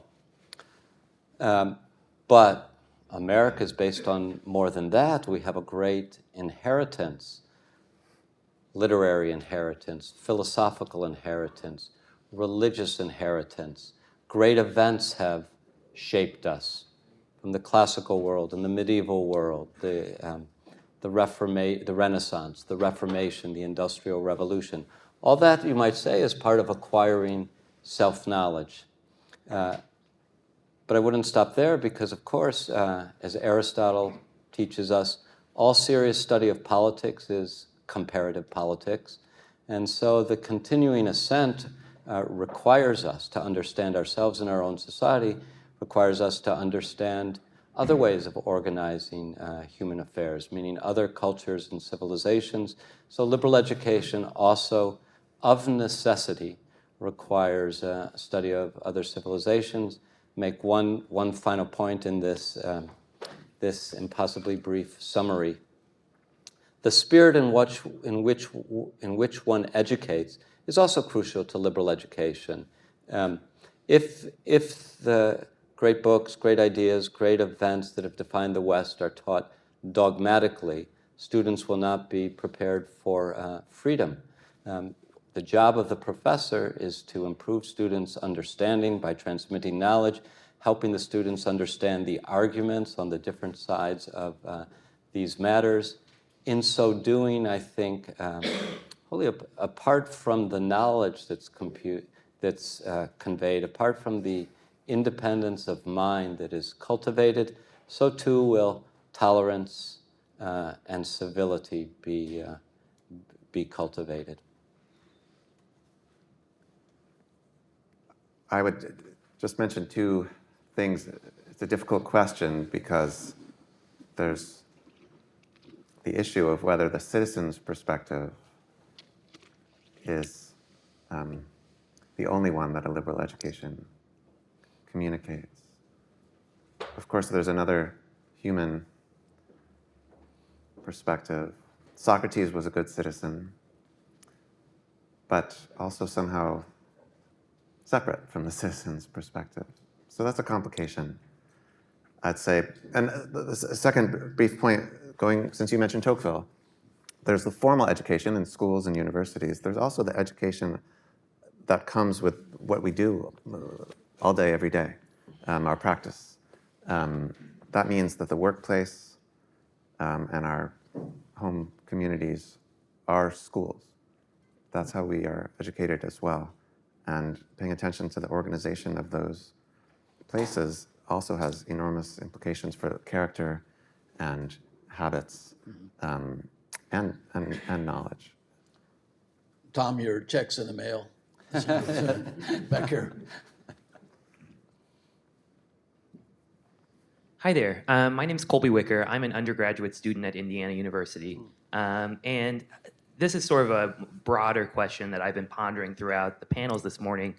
If 1776, 250 years ago, marks the beginning of our republic, we spend a lot of time, we spend a lot of ink on the Declaration of Independence. I wonder if it's also worthwhile to look at some of the issues that we were dealing with simultaneously at that time. The two other issues that the Continental Congress was dealing with was our international relations with France and also the way that we ought to govern ourselves. There was a committee that was dealing with drafting the Articles of Confederation. Are there any lessons that we can learn from those other two committees in addition to the many lessons that we can draw from the Declaration? Well, I would say briefly that the international relations part is really crucial. And I think there's a tendency sometimes, I'll say in my field in political theory, to think of the United States as because we use the word democracy, to think of it as Athens, but we compromise by having a representative system, and we're a lot larger. But the truth is that, as the argument of the Federalist Papers makes clear, republics have always been small and therefore faced a foreign policy challenge, which is that they are weak. They are prone to be conquered by empires, which is what happened, of course, to Athens. And so how can they manage that problem? Well, one strategy is to construct a federation of republics. But then how do you manage that federation? And the Articles of Confederation were an effort to get at that question. And really our Constitution, if you read the first 10 Federalist Papers, was also an effort to answer that foreign policy problem that, as Machiavelli noted, all republics have always confronted. So the question of how to build strong republics in a foreign policy sense, I think was crucial. Yes. One would make a great mistake if you take all these conversations together and think that, I think, any of us are asserting what we need to do is replace the education we have with an education that revolves around the Declaration of Independence. Well, the Declaration of Independence is very important, but the Declaration of Independence is one very big item among many very big items that tend to be neglected at our colleges and universities. Since you mentioned them, and picking up where Brian left off, I'll mention two other huge subjects that tend to be neglected.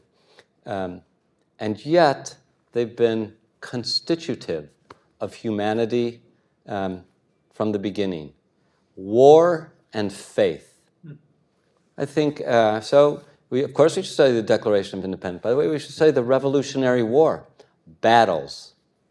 And we should understand the religious beliefs that played such an important role in shaping political thinking, and by the way, in shaping political institutions. This is not inconsistent with recognizing the importance of John Locke, the importance of Montesquieu, the importance of the common law. It's beginning to recover some of the complexity of who we are and where we came from. Yeah, I would just do a small footnote. It's useful to remember that we were actually, as a young country, surrounded by imperial powers. And as Professor Wood pointed out, so much of the Federalist agenda was trying to create a national government that had the capacity to be able to survive in that kind of environment. I mean, once the Declaration is issued, we are the alien body in the global political scene. And we were a threat by our very nature of being who we were. Please, sorry. J.V. Hogan, by the way, I'm a product of the New Haven Public Schools. My dad will be laid to rest in Grove Street Cemetery as a career New Haven lawyer shortly. But textualism, the Constitution using a free person, what in the Declaration of Independence would set that up as an education standard, where it would be the people who have achieved moral authority, and that would help the open wounds that Danielle was still speaking to. If a free person is an education standard, someone who had to achieve the moral authority, could go to Mass every Sunday in a community, still be recognized as righteous maybe. Where in the spirit of the Constitution created equal is a basis for a free person as the language for an education standard. So you're created equal, but you have to achieve. Sure. There are many elements crucial to a free society that the Constitution doesn't directly address. Families. Constitution doesn't directly address the question of families. That it would be a wrong inference to say, an inference that actually many critics do make. Therefore, the Constitution or the spirit of declaration is somehow anti-family and anti-community. Part of our constitutional world, part of the world in which the Declaration was drafted and signed, part of the world in which the Constitution was drafted and ratified, was a world which assigned or supposed a very large role for family, community, religious faith in forming individuals.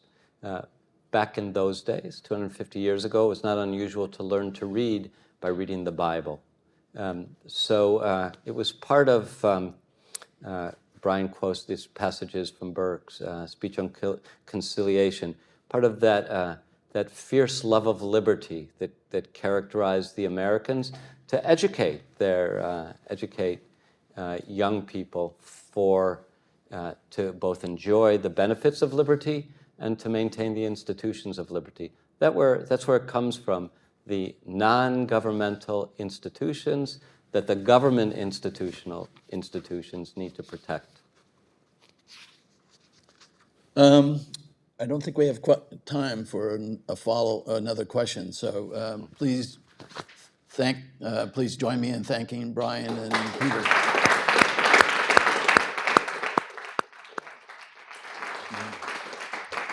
Thank you, Mr. Chairman. No, thanks.